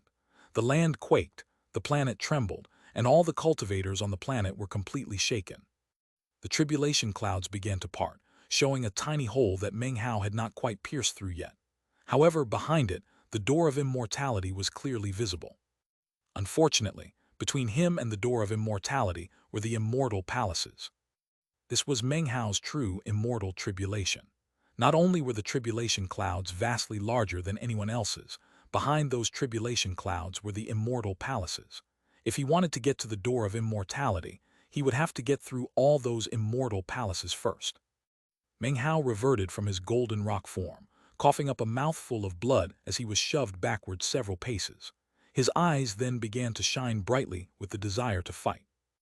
Most of his clothing was shredded away, leaving him completely bare-chested. His hair whipped about, and not a single injury could be seen on him. In the moment that he coughed up the mouthful of blood, his eternal stratum kicked into work, repairing him instantly. When Fang Wei saw all of this, his face grew unsightly, and his eyes flickered with killing intent. After a moment he took a deep breath, and the killing intent grew even more intense. Off to the side, Fang Ziushan was astonished. His hands were clenched into fists, and inwardly he was cursing Meng Hao. What he hoped for most was that Meng Hao would perish during his immortal tribulation. Then all of the problems would be resolved. Die, you little son of a bitch, he growled inwardly. Die in the immortal tribulation, that's your fate. The Grand Elder's eyes shone with a strange light as he stared at Meng Hao up in the sky. Then he began to pant. In the end, it was impossible to guess what he might be thinking. The members of the direct bloodline were incredibly excited, and even the other ordinary clan members were getting worked up. As Meng Hao fell back down a bit, the hole in the tribulation clouds began to close up, as if it had never existed in the first place. At the same time, an unprecedented pressure radiated out, and more lightning began to gather. There were no chances and no lucky breaks. This was why it was so challenging to reach true, immortal ascension on one's own. The patriarchs of the various sects and clans all looked on with curious eyes. In the Nine Seas God world, Fan Donger breathed heavily as she looked at the crystal in front of her. She could see the image of Meng Hao slamming into the tribulation lightning, and the sight of the vast tribulation clouds caused her mind to go blank with shock. Master will he transcend the tribulation? She asked softly. Your master has never seen immortal tribulation like this before, the old woman replied slowly. I've only heard about it in stories. There are no opportunities for survival in this type of tribulation. Of course, since it's immortal tribulation, the lightning won't exceed the limits of the immortal realm by too much. However, I've heard that the lightning will never end. Furthermore, those immortal palaces blocking the way will be very difficult to get past. Words similar to this were being spoken in all of the other various sects and clans. Is this supposed to be difficult? Thought Meng Hao, his desire to do battle swirling to new heights. He let out a roar as his Dharma idol appeared behind him. It was only a single Dharma idol, but it was fully 21,000 meters tall. The moment the Dharma idol appeared, Meng Hao flashed up toward the tribulation clouds. Rumbling filled heaven and earth as numerous lightning bolts struck down. In the blink of an eye, more than 10 bolts were about to crash into him. Crashing sounds could be heard as the lightning bolt slammed into him. At the same time, Meng Hao lifted his right hand, within which appeared a long spear. Its haft was made from the world tree, and the spearhead was crafted from white bone. Hefting the spear, he charged up into the sky. Everything shook as the lightning collapsed into pieces, completely destroyed. As he neared the clouds, Meng Hao roared and his Dharma idol reached out with both hands to grab a hold of them. Veins popped out on Meng Hao's forehead. Rumble! Meng Hao's Dharma idol appeared to be ripping the heavens apart. It grabbed the tribulation clouds and wrenched them to either side. The lands quaked, and massive rumbling filled the air. The stars shook as a huge rift was torn directly in the middle of the tribulation clouds. It was as if a huge sword had simply sundered them in two. Now, the palaces behind the tribulation clouds were clearly visible. Immediately, immortal light began to shine out, and the immortals in their palaces stopped in their tracks and turned to look at Meng Hao. It was at this point that Meng Hao lifted the spear up, and then threw it violently ahead of him. "Break!" he roared. The spear transformed into what looked like a lightning bolt as it shot through the rift in the tribulation clouds and headed toward the immortal palaces. It sped through the void like a hot knife through butter. The rift in the tribulation clouds grew larger, and numerous immortals flew out to meet the spear. Massive booms could be heard as many of the immortals were destroyed. The spear itself stabbed into one of the immortal palaces, causing it to explode. In that moment, Meng Hao's speed reached an apex.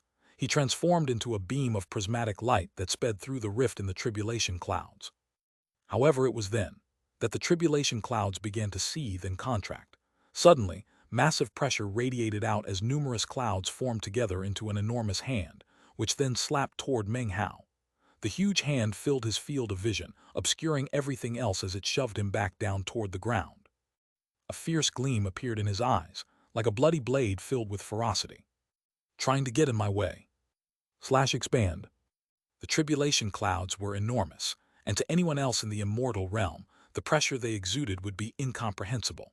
However, Meng Hao already had 8 immortal meridians that were simply incomparable to normal immortal meridians. In addition, he had his true immortal fleshly body. His level of preparation going into this immortal tribulation was unheard of, and made him preeminently qualified to face it. When you added in his eternal stratum, it made it so that when he looked at the enormous descending hand, a crazy idea suddenly sprang up in his mind.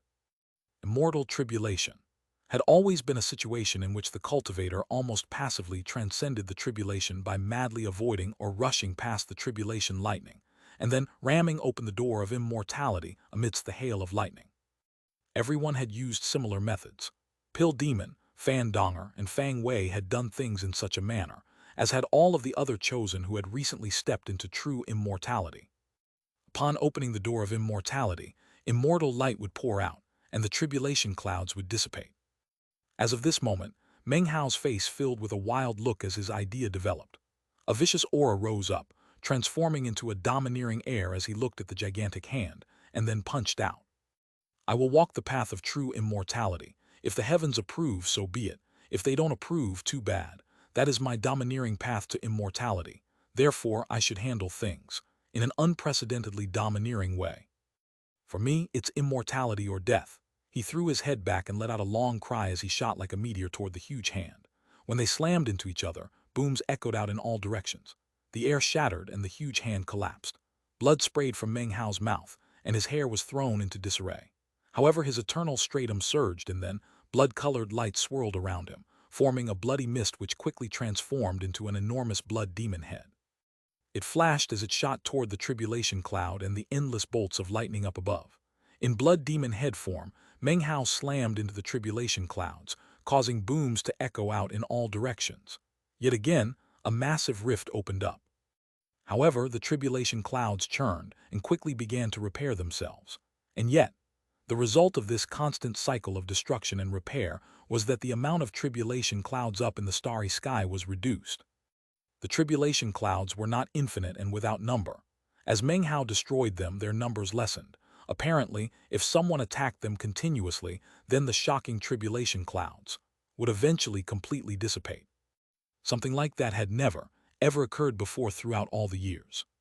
However, that didn't mean that it couldn't happen. The crazy idea that Meng Hao had just come up with was that if the tribulation clouds wanted to block his way, then he would bash them into nothing. He would destroy them completely. That was domineering. That was the way to do things. When you entered true immortality, the only option was to make a huge scene.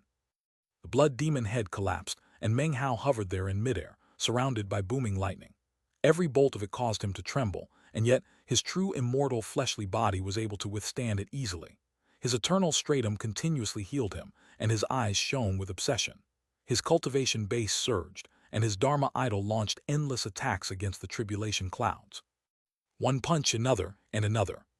Colors flashed in the sky, and the lightning surrounding Meng Hao appeared to be boundless. From time to time, blood sprayed from his mouth as he was flayed over and over. However, he didn't hesitate for a moment as he charged forward and attacked yet again. The clouds churned, and simultaneously began to visibly shrink.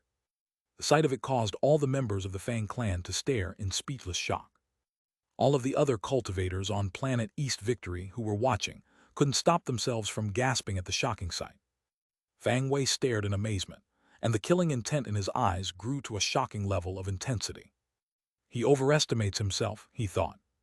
Fang Zishan stared in shock, panting, not daring to believe what he was seeing. The Grand Elder's eyes were wide as he watched Meng Hao. He almost felt as if he were watching Meng Hao's grandfather or his father Fang Ziyufeng. Both of them were people who had given him such a sensation of madness. Underneath the Fang clan, the 7 patriarchs were visibly moved.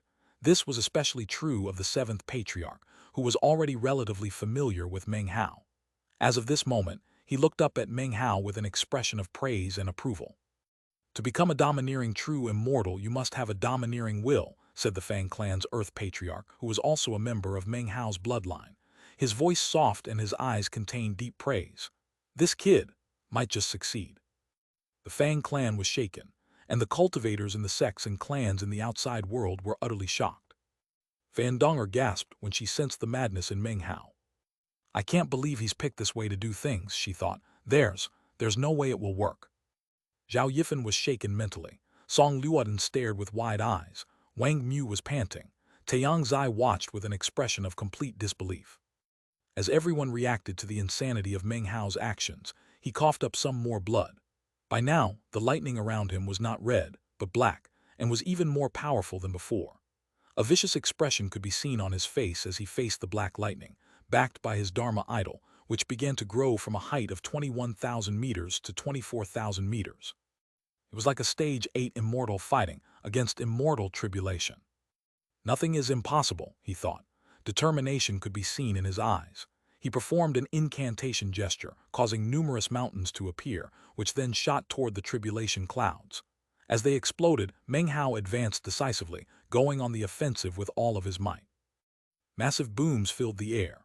The ground quaked, and his 24,000-meter Dharma idol battered the tribulation clouds, causing them to get smaller and smaller. Time passed, and it was impossible to say exactly how many black lightning bolts had struck Meng Hao. His eternal stratum was in full operation, and his eyes were completely bloodshot. And yet he never ceased attacking. The gigantic tribulation clouds gradually shrunk smaller and smaller. At a certain point, the black lightning bolts turned into 5-colored lightning bolts, and the clouds had shrunk down by 30% of their original size. This sight left all observers in the 9th mountain and Sea completely shocked. Meng Hao's hair was disheveled, but he looked as shocking as ever as he did something completely unheard of in history. Time to enter the realm of the Stage 9 Immortal. Surrounded by 5-colored lightning, Meng Hao threw his head back and roared. His Dharma idol exploded up, growing from 24,000 meters to 27,000 meters. As of this moment, everything was shaking violently. That's a 27,000-meter Dharma idol, similar to a Stage 9 Immortal. Just how much did Fang Hao prepare for this? What type of cultivation does he practice? He hasn't even opened the door of immortality, and yet his power has already reached such an incredible level. Chosen, that is a real chosen. He's so powerful. If he steps into true immortality, he'll basically be invincible. I remember now, he has a true immortal fleshly body. If his cultivation base reaches the true immortal realm, then he'll be an immortal realm paragon. Rumbling filled planet East Victory, and all of the cultivators watching in the 9th mountain and sea were completely shocked. Who could possibly compare to him? Not Fang Wei and not Fan Donger. None of the other chosen can measure. Perhaps the only one who could. The only one who can compare is Fang Mu. Fang Mu. He was the one who became the #1 figure in the Ninth Mountain and C in the 3 great Taoist societies, trial by fire. To bust open the tribulation clouds and destroy them completely. Perhaps Fang Mu could also pull it off. Everyone watched in shock as Meng Hao's 27,000-meter Dharma idol battered the 5-colored lightning with its fists. The clouds shattered and collapsed, and the lightning dissipated. Everything went quiet. Meng Hao hovered there alone in the sky for a moment before charging at the tribulation clouds again. His 27,000-meter Dharma idol ripped away at them. From the look of things, immortal tribulation was by no means invincible when it was up against Meng Hao. Time passed. The clouds in the starry sky continued to dissipate. By now, they had been reduced by about 40%. The 5-colored lightning was incapable of standing up to Meng Hao's 27,000-meter Dharma idol. But then, the lightning became 7-colored. The 7 colors combined, and the lightning didn't even seem like lightning anymore. It appeared to contain life force, and it rumbled toward Meng Hao, seemingly incapable of being obstructed. As it neared, Meng Hao felt a sense of deadly crisis. Without any hesitation, he unleashed his immortal meridians.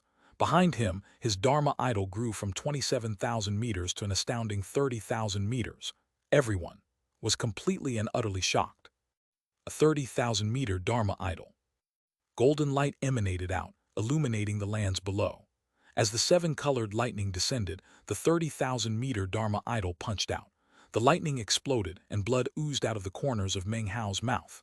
However, he continued to hover there in midair, just like before. Impossible! Fang Wei suddenly rose to his feet, a look of complete shock on his face.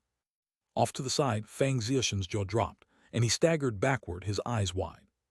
The Grand Elder was in the crowd, staring at Meng Hao's Dharma idol, and his face flickered several times. "It's actually 30,000 meters," he murmured. The most excited of all were the members of the direct bloodline, as well as Fang Daihong and Fang Lin. The two of them stared up into the sky at Meng Hao and his 30,000-meter Dharma idol, and they knew that becoming followers of Meng Hao was definitely an incredible stroke of good fortune. All of the members of the Fang clan, all of the cultivators on planet East Victory, were sent into a tumult. 30,000 meters. It's really 30,000 meters. I don't know how Fang Hao did it, but he's actually equivalent to a stage 10 immortal before even stepping into true immortality. Stage 10 immortal, that's a realm of legend. Even Fang Wei and the others only opened 90 or so immortal meridians. Fang Wei himself only opened 98.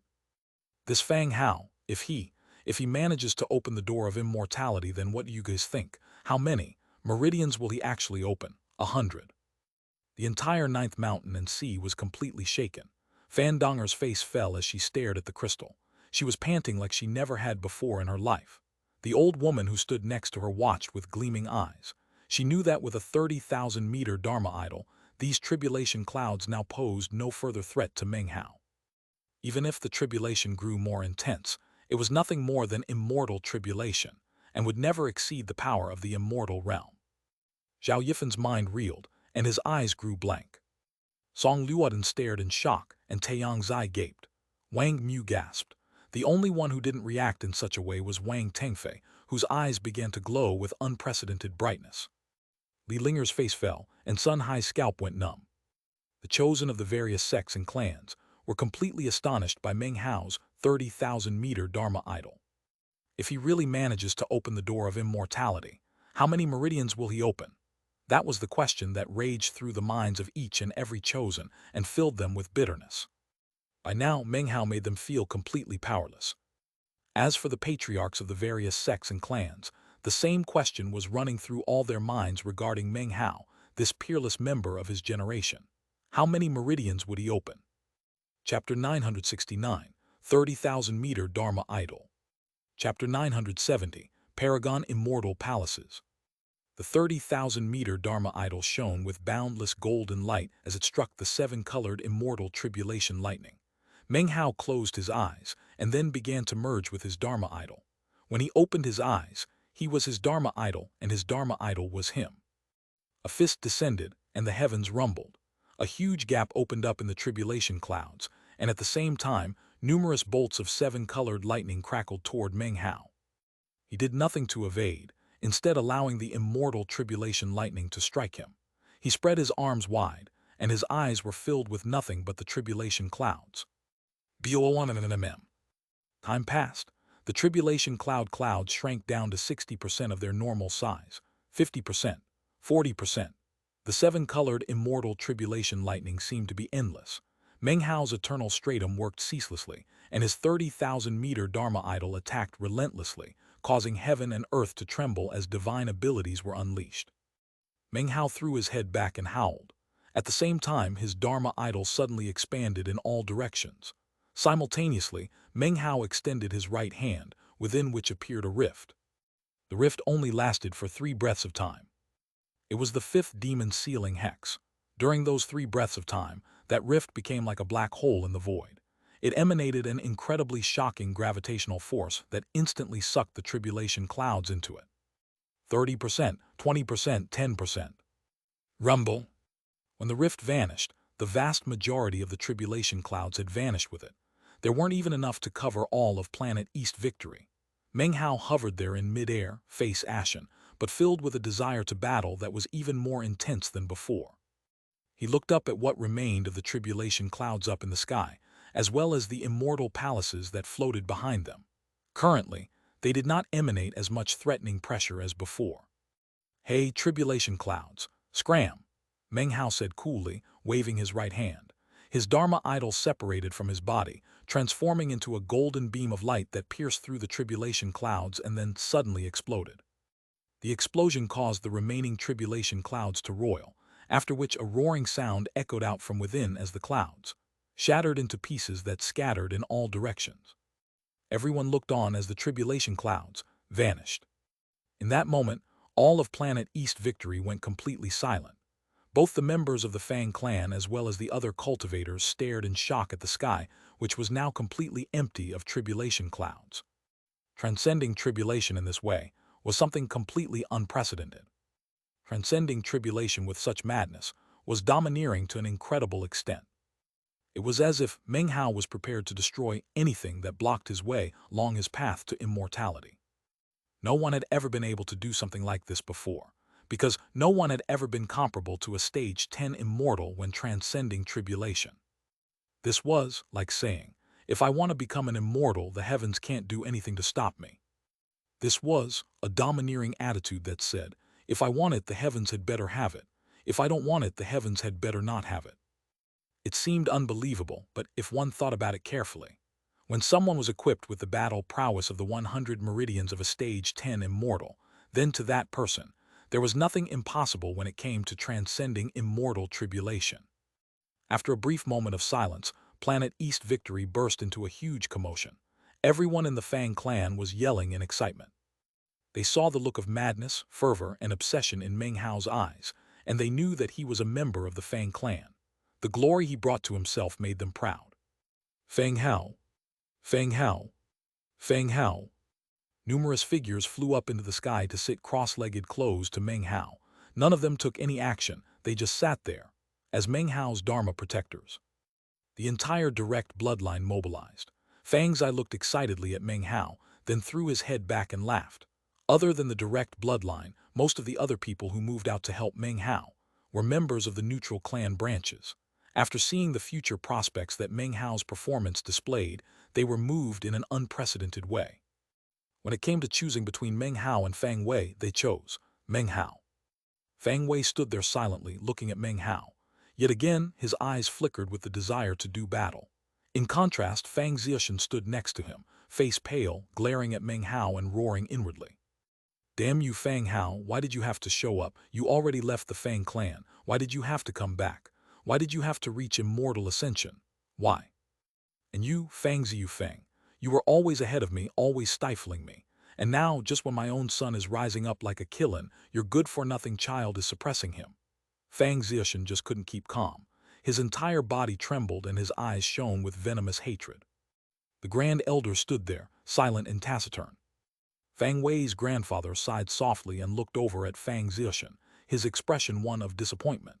Then he turned back to look at Fang Wei, and his expression changed to that of anticipation. Planet East Victory was completely shaken, and the sects and clans of the Ninth Mountain and Sea were astonished. By this point, Meng Hao's name and face were firmly fixed within the minds of countless people, and many people were thoroughly fascinated to the point of zealotry. Of course, all of the chosen watched in taciturn silence. This matter isn't concluded yet. The immortal tribulation hasn't dissipated, and the door of immortality hasn't been opened. We have yet to see exactly how many immortal meridians he will open. Thoughts such as these were going through the minds of all of the chosen, who had recently ascended to true immortality. Their eyes were all fixed in the direction of Planet East Victory and Meng Hao.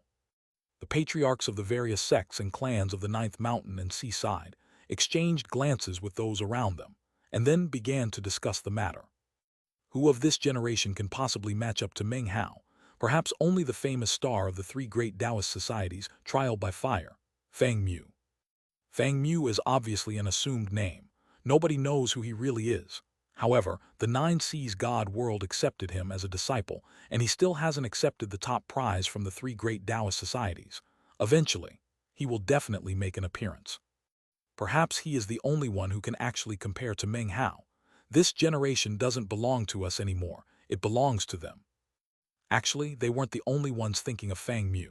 There were many other cultivators of the Ninth Mountain and Sea who also remembered Fang Mu's eye-catching performance. He took first place in the three great Taoist societies, Trial by Fire. The old man from the Nine Seas God world with whom Meng Hao had developed a good relationship that year sighed. The patriarch from the foremost of the three great Taoist societies, the immortal ancient Taoist Rite, stared in the direction of Planet East Victory and smiled slightly, and his eyes shone with a bright gleam.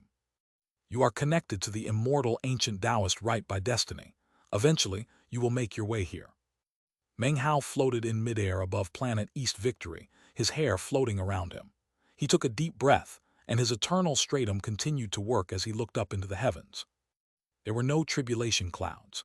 The only thing left in front of him were boundless immortal palaces that obstructed his path to the door of immortality. The door of immortality hovered there behind the immortal palaces, emanating powerful pressure. The character Immortal is made up of one person and one mountain. I should have a Tao corroboration mountain. Meng Hao looked at the immortal palaces for a moment and then began to advance forward. My Tao corroboration mountain should be the mountain which forever remains in my memory, Mount Daqing. It's too bad that Mount Daqing is still in the state of Zhao, which was taken away by that bastard patriarch Reliance. And right now, I have no idea where that old turtle bastard has gotten off to. Since that's the case, I will just have to become my own mountain. My fleshly body will be my mountain and my soul will represent my life. One person Chinese letter, one mountain Chinese letter. I am an immortal Chinese letter. Meng Hao's energy surged and his speed increased. In the blink of an eye, he was directly in front of the immortal palaces. In that instant, the figures moving about inside the immortal palaces looked like celestial soldiers. They turned toward Meng Hao and then charged in attack. At the same time, roaring sounds emanated out of the immortal palaces, which also flew toward Meng Hao in attack. They apparently wanted to crush him, and powerful immortal might surged out as they neared. At first glance, it almost seemed impossible to count how many immortal palaces there were. However, there were actually 100,000 and they were illusory, not corporeal. They looked like 100,000 seal marks crushing down toward Meng Hao. Furthermore, the immortal palaces actually emanated the energy of a paragon of the immortal realm. This was a tribulation that only an immortal realm paragon was qualified to transcend. Colors flashed, and the starry sky shook as 100,000 immortal palaces screamed toward Meng Hao in illusory form. Incredible pressure weighed down on all the lands, causing Planet East Victory to shake. Meng Hao was the sole focus of this immortal tribulation, which he could sense on a profound level. It felt like innumerable heavenly mountains were crushing down onto him. His cultivation base surged, and his 30,000-meter Dharma idol shone with golden light as it leveled a punch toward the first of the incoming immortal palaces. As the Dharma idol punched out, celestial soldiers vanished, and the incoming immortal palace began to fall apart. In contrast, his Dharma idol trembled a bit. Next, a second immortal palace was destroyed, then a third, and a fourth. One immortal palace after another was crushed. Blood oozed out of Meng Hao's mouth as he continued to attack. Unfortunately, he was slowly being pushed back down toward the surface of the planet. The immortal palaces never seemed to end, and apparently, they wanted to crush Meng Hao down into the ground and grind him into pieces. Every attack against the immortal palaces resulted in a backlash, making things increasingly difficult for Meng Hao. He could crush 10 of them, destroy 100, shatter 1,000. But there were 100,000 in total. Their energy continued to rise, and the aura of an immortal realm paragon spread out. It was as if all immortals would be forced to kowtow to this aura. If you didn't kowtow, you would be crushed.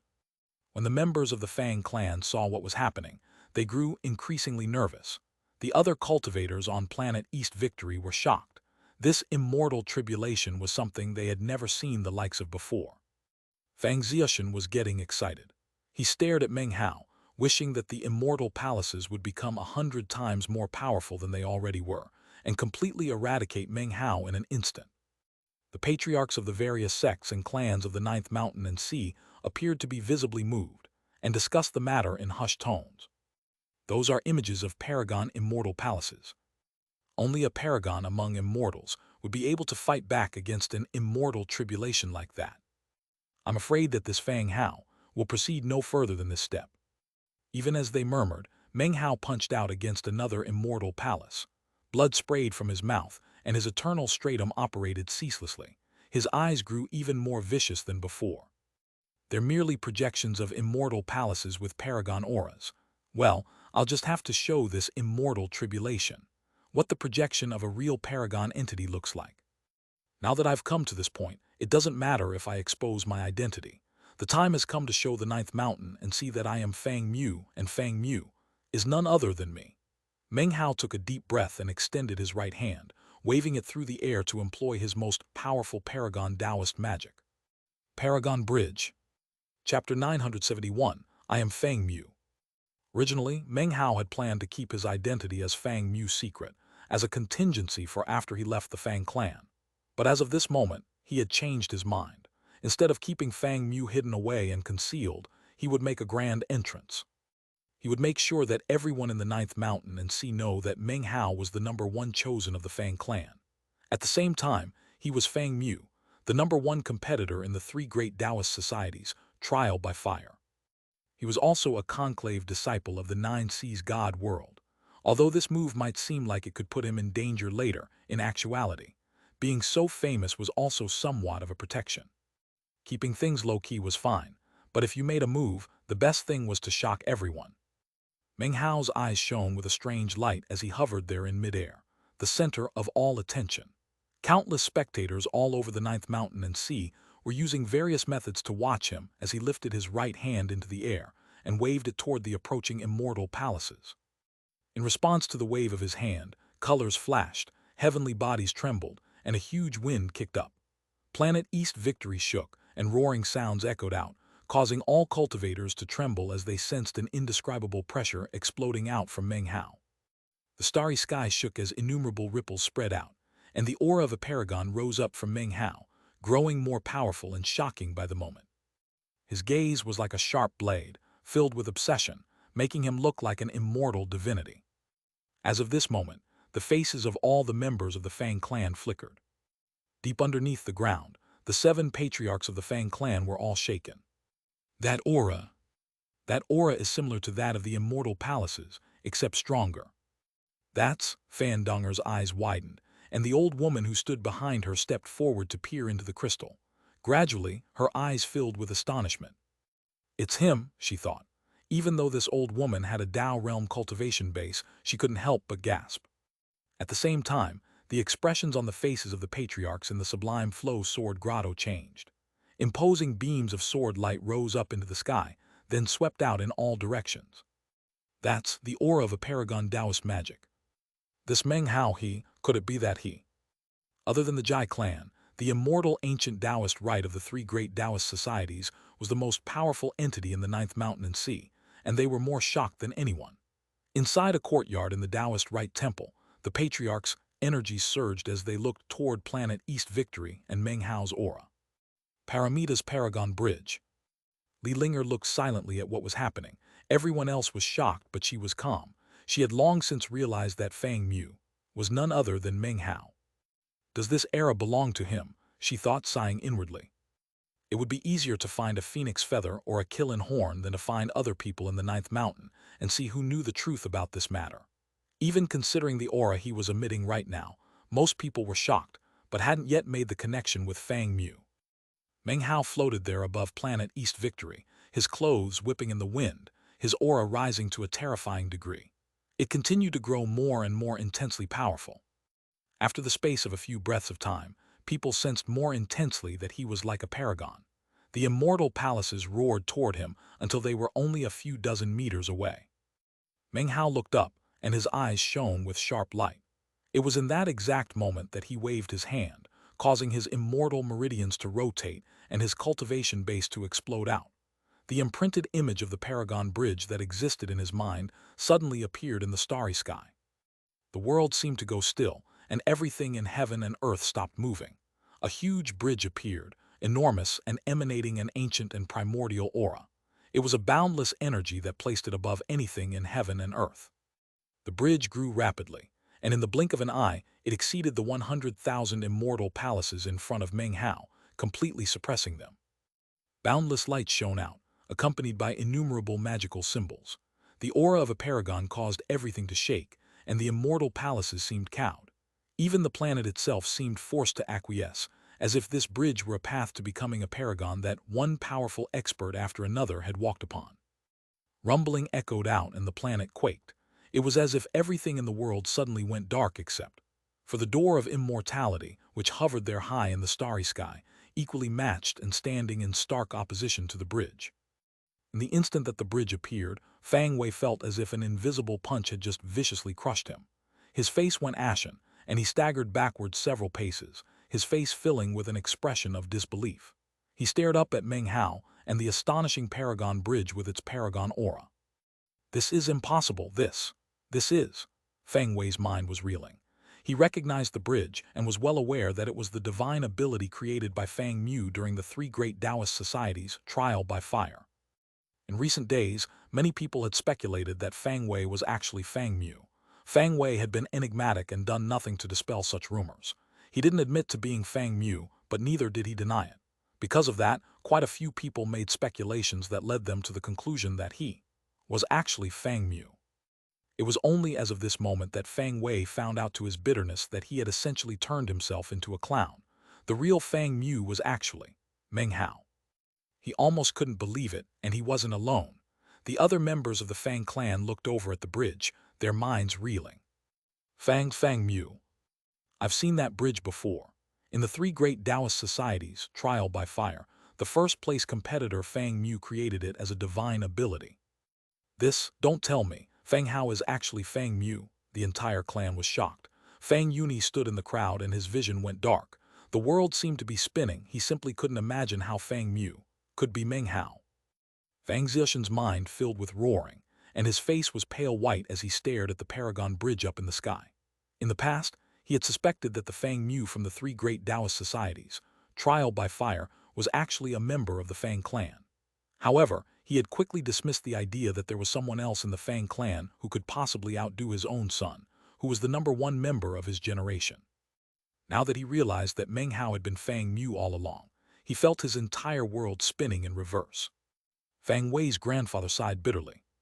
The members of the direct bloodline were extremely excited. No matter if it was Fang Zai or Meng Hao's 19th uncle, they all found the matter hard to believe. They had watched Fang Mu during the trial by fire, and now they gasped as they realized that Meng Hao was the only one who could possibly be Fang Mu. Is he really Fang Mu? The Grand Elder's heart pounded violently. He was extremely familiar with the name Fang Mu. All of planet East Victory was shaken by the appearance of the Paragon Bridge. More and more people began to think of Fang Mu. At first, they were a bit hesitant to accept the truth. However, the Paragon Bridge was a divine ability created by Fang Mu, and a divine ability like that could not possibly have been created a second time by someone else. Meng Hao, Fang Mu, he really is Fang Mu. As of this moment, all of the cultivators of the various sects and clans of the Ninth Mountain and Sea looked on with shock, their minds reeling. As for the various patriarchs, their minds trembled.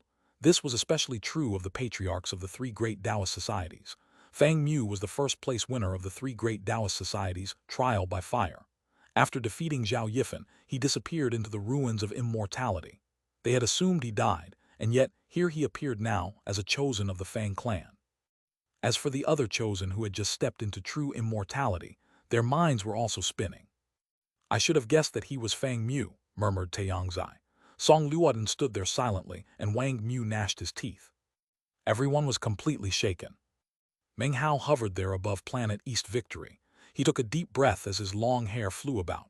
He knew that as of this moment, his identity as Fang Mu had been revealed, and that the ninth mountain and sea was surely in an uproar. However, he didn't care. "Yeah, I'm Fang Mu." His eyes shone with a bright light as he looked at the Paragon Bridge that stretched out over the 100,000 immortal palaces toward the door of immortality. Down below the bridge, the immortal palaces trembled, as if they couldn't bear the weight of the Paragon's aura that emanated out from the Paragon Bridge. Meng Hao's eyes glittered, and his desire to do battle surged. He kept his eyes fixed on the door of immortality as he moved forward and set foot on the Paragon Bridge. His first step caused deafening rumbling sounds to spread out through all of planet East Victory. As the sound echoed out into the starry sky, 10,000 immortal palaces instantly shattered into pieces. They crumbled into debris that scattered about, and then dissipated out into the stars. One step onto the Paragon Bridge destroyed 10,000 palaces. It was a single step onto the Paragon Bridge, but anyone watching got the feeling that Meng Hao was stepping out into the stars. 10,000 immortal palaces were destroyed, sending ripples out in all directions and completely shocking all the observing cultivators. Heaven and earth shook as pressure from the bridge, the will of a paragon, demolished the immortal palaces. Yet Meng Hao also suffered a major backlash. He could use the Paragon Bridge, but only at great cost. He coughed up a mouthful of blood, but his expression remained one of determination as he took a second step. The second step instantly caused another 10,000 immortal palaces to shatter into pieces. A huge wind kicked up that swept the debris out into the starry sky. No one had ever seen an immortal tribulation like this. The immortal tribulations experienced by all the other chosen were like nothing compared to what Meng Hao was going through. At the same time, nobody had ever transcended tribulation in such a fashion. He completely destroyed the tribulation clouds and crushed the immortal palaces one step at a time. As of this moment, everyone was bearing witness to Meng Hao's surging energy. When he took a third step, his aura surged out again. It was as if he was the only existence in all heaven and earth, a splash of color amongst black and white. At the same time, the inner backlash from using the Paragon Bridge grew stronger. Blood sprayed out of his mouth, causing the bridge to be stained a garish red as he passed. And yet he didn't stop for a moment. He braced himself against the inward shaking, endured the trembling of his cultivation base and the power of the backlash. He took a fourth step, then a fifth, and then a sixth. The Paragon Bridge only had 10 portions. As Meng Hao took each step, 10,000 immortal palaces were destroyed. It happened a third time, a fourth time, a fifth time. He took 6 steps and his energy soared. The Paragon Bridge shone with boundless light, as did Meng Hao himself. Chapter 972, Barrage on the Door of Immortality. The Will of an Immortal Realm Paragon. This Fang Hao is shifting the paradigm. In the immortal realm, now that he's ahead of everyone, he'll be ahead of them every step of the way. From now on, he's going to be completely famous in the ninth mountain and sea. Everyone looked at Meng Hao up in the sky, and their hearts were filled with the same thought. This era belongs to him.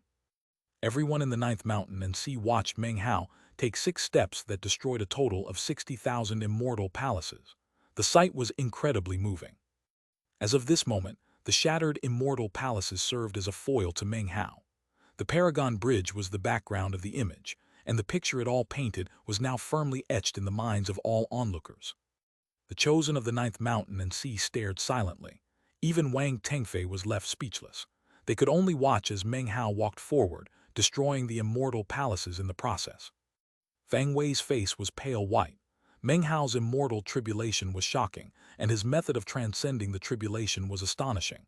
However, Fang Wei refused to back down. Let's just wait and see how many immortal meridians he gets after he opens the door of immortality. Fang Wei's eyes were completely crimson. Everyone watched as Meng Hao calmly took a 7th step. Cracking sounds emanated out from his body, and blood spattered onto his clothing. His face was pale white, and his eternal stratum worked like mad to restore him, although by now it was unable to keep up with the backlash he was receiving. His legs were shaking, but the 10,000 immortal palaces underneath his feet also shook, then crumbled into pieces like the ones before them had. Meng Hao's eyes were bloodshot. By now, he wasn't even paying attention to the immortal palaces. Now that he was standing atop the Paragon Bridge, he suddenly began to experience a vision of the past. He saw all of the people who had tread the bridge in bygone years. This bridge was a bridge that allowed people to reach the highest of heights. The bridge had been shattered, but the Paragon's aura still was there, a manifestation of its former glory. Anyone who could reach the end of it would feel a sense of unmatched supremacy like that of a paragon of heaven and earth. Meng Hao wiped the blood from his mouth as his hair whipped around him. He watched as countless vague images of people from former times appeared and walked past him. "I can do it too," he murmured, stepping forward an eighth time. The instant he took the eighth step, the Paragon Bridge rumbled, and another 10,000 immortal palaces were shattered. By now, there were only 20,000 left. The ninth step. Heaven and earth rumbled, and all the cultivators of the ninth mountain and sea that were looking on felt their minds racing. They recalled everything that had happened in the three great Taoist societies' trial by fire. They thought back to how they had felt as they watched Fang Mu. Right now, that same feeling returned as they looked at that very same person. As they stared at Meng Hao, they felt like they were suffocating as they waited to see if he would reach the end of the Paragon Bridge, destroy all of the immortal palaces, and stand in front of the door of immortality. Amidst the rumbling, Meng Hao's eyes glowed with the desire to do battle. Another 10,000 immortal palaces were destroyed as he took his final step. The 10th step. As he took that final step, the remaining 10,000 immortal palaces beneath the Paragon Bridge shattered into fragments. They were destroyed, exploded into bits that were swept out into the wind, accompanied by what sounded like a roar of rage. Apparently, they refused to accept that they were being dispersed, and were unwilling to approve of Meng Hao becoming a true immortal in this way. However, it didn't matter if they approved or not. They had no choice but to accept it. All of the immortal palaces were completely destroyed and eradicated. Then, the Paragon Bridge slowly faded away from beneath Meng Hao's feet. In the blink of an eye, it was gone. He trembled as the full force of the backlash caused blood to spray from his mouth. He staggered in place, almost as if he were on the verge of falling down out of the sky. However, he forced himself to hang on, and his body trembled so badly it looked like it might collapse. The Paragon Bridge was a trump card for Meng Hao, but considering the level of his cultivation base, it was all he could do to take the 10 steps he had. After passing over the immortal palaces, the full force of the backlash seriously injured him. Were his willpower even slightly weaker, he would not have been able to reach the end. However, everything was worth it. Meng Hao's eyes shone with a brilliant light as he stood there in front of the majestic door of immortality. Intense roaring sounds filled the air, echoing out in the Fang clan, in Planet East Victory, and in all of the Ninth Mountain and Sea. The members of the Fang clan were in an uproar, and the other cultivators on Planet East Victory were equally shaken. He destroyed the immortal palaces with 10 steps. Fang Hao did it. He scattered the immortal tribulation clouds and destroyed the immortal palaces. Transcending tribulation in this manner is completely unheard of. He definitely deserves his reputation as Fang Mu. He's forcing his way through the tribulation. How domineering. Perhaps that's the nature of his Tao. Gradually, people were starting to get a vague understanding of Meng Hao's Tao. It was completely domineering, as if nothing and no one could stand in his way. Or perhaps, it would be better to say that since he truly believed that he would eventually surpass everyone else, the one person he perpetually wanted to supersede was himself. He ignored all others and only tried to outdo himself. Neither his personality nor what he said mattered. These were spurious. His true will was one of complete domineering. Freedom, independence, those two things were domineering as well. The members of the direct bloodline were extremely excited. The rest of the Fang clan was abuzz. Planet East Victory was in an uproar. All of the other sects and clans were astonished to a profound degree by the way Meng Hao was transcending his tribulation. He's in front of the door of immortality now. Now the only thing left to do is open it. Push open the door of immortality, bathe in the immortal light, and open immortal meridians. I wonder how many meridians he will open. All of the cultivators of the Ninth Mountain and Sea, including the Chosen and the Patriarchs, were wondering the same thing. How many immortal meridians would Meng Hao open up? He's already built himself up to the level of a stage 10 immortal. He'll probably open up 99 meridians. I wonder if it's possible that he'll actually open 100 immortal meridians. The uproar continued throughout the various regions in the Ninth Mountain, and as everyone discussed the matter of how many meridians Meng Hao would open. By this point, everyone was wondering about it. How many can he open? Thought Fan Donger as she gazed into the crystal. Li Linger stood there quietly, but in her heart she had already answered the question. Meng Hao would definitely open 100 meridians. Zhao Yifan, Taiyangzai, Song Luoden, Sun Hai and the other chosen were all panting. By now, even Fatty, Chen Fan, and other people familiar with Meng Hao were now watching the scene play out in their respective sects. On planet South Heaven, Shui Dongliu looked up, and a smile broke out on his face. His era has arrived, the era of true immortality. Fang Ziyufeng and Meng Li stood in the Tower of Tang, looking at a huge mirror. Within, they could see planet East Victory and Meng Hao. Also on planet South Heaven, on Mount Blood Demon, the previously death-like aura of Blood Demon suddenly flickered with a final trace of life force. At long last, the ancient voice echoed out. In the moment before my death, the moment I have been waiting for arrives. The time has come for me to give you my last gift of good fortune. Where the temple hall once existed in the immortal ancient Taoist Rite Temple, there was now only a crater. As of this moment, an old man suddenly appeared there, gazing up into the starry sky. Next to him was a withered resurrection lily, within which flickered a bit of life force. Immortal meridians, the old man murmured. You owe him some karma, you know. Ah, forget it, I'll just pay him back for you. He looked down at the withered resurrection lily on the ground next to him. In the church of the Emperor Immortal, Sun Hai stood there. A young woman was at his side, staring out into the void. All of the disciples of the Church of the Emperor Immortal were all watching a huge screen, and Meng Hao's image upon it. Come on, little brother, you have to open 100 meridians, the young woman murmured to herself. She was none other than Fang Yu. Suddenly, she felt a creepy stare, which caused her to turn viciously and kick Sun Hai in the shin, causing a sharp twinge of pain. However, a doting look appeared on his face, and he turned to look at her. Babe, you can kick me a few more times if you want. The harder, the better. His expression and his wording caused goosebumps to cover Fang Yu. Everyone was now completely focused on Meng Hao. He looked up at the enormous door of immortality. Compared to it, he was like a speck of dust. The door of immortality, he murmured. His eyes brimmed with the desire to fight, and even as his injuries healed, he stepped forward, clenched his hand, and then punched out toward the door of immortality. Open up, he roared, his voice echoing like thunder. A huge boom could be heard as his fist made contact with the door of immortality. The sound echoed out, shaking the lands. Suddenly, a crack appeared as the door began to open. As soon as that crack appeared, boundless immortal light spilled out, lighting up the heavens and shining out into the starry sky. The resplendent immortal light poured out from the door of immortality, becoming a beam that pierced out into the darkness, illuminating everything. Although it was only a crack, the immortal light was filled with strong immortal qi that shot toward Meng Hao and poured into him. His eyes shone with brilliant light. All of the cultivators watched closely, and there was no question in any of their minds as to whether or not he would succeed.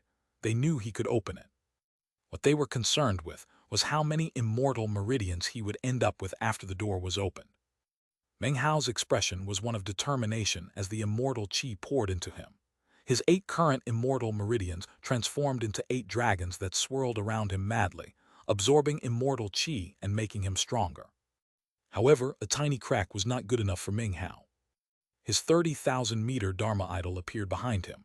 Radiating golden light, it stepped forward. At the same time, Meng Hao transformed into a huge golden rock, which joined the Dharma idol in bashing against the door of immortality. Open up, he roared again. As he slammed into the door again, it opened, a little bit more. More immortal light poured out, along with strong immortal qi. As of this moment, countless spectators gasped as they watched Meng Hao attacking the door of immortality. An incredible power radiated out from the door of immortality, and as the immortal qi poured into Meng Hao, blood sprayed from his mouth. However, his eyes shone with even brighter light than before. He lifted his right hand, causing numerous mountains to appear. They formed together as they smashed into the door of immortality. At the same time, a blood demon head appeared, which buted against the door.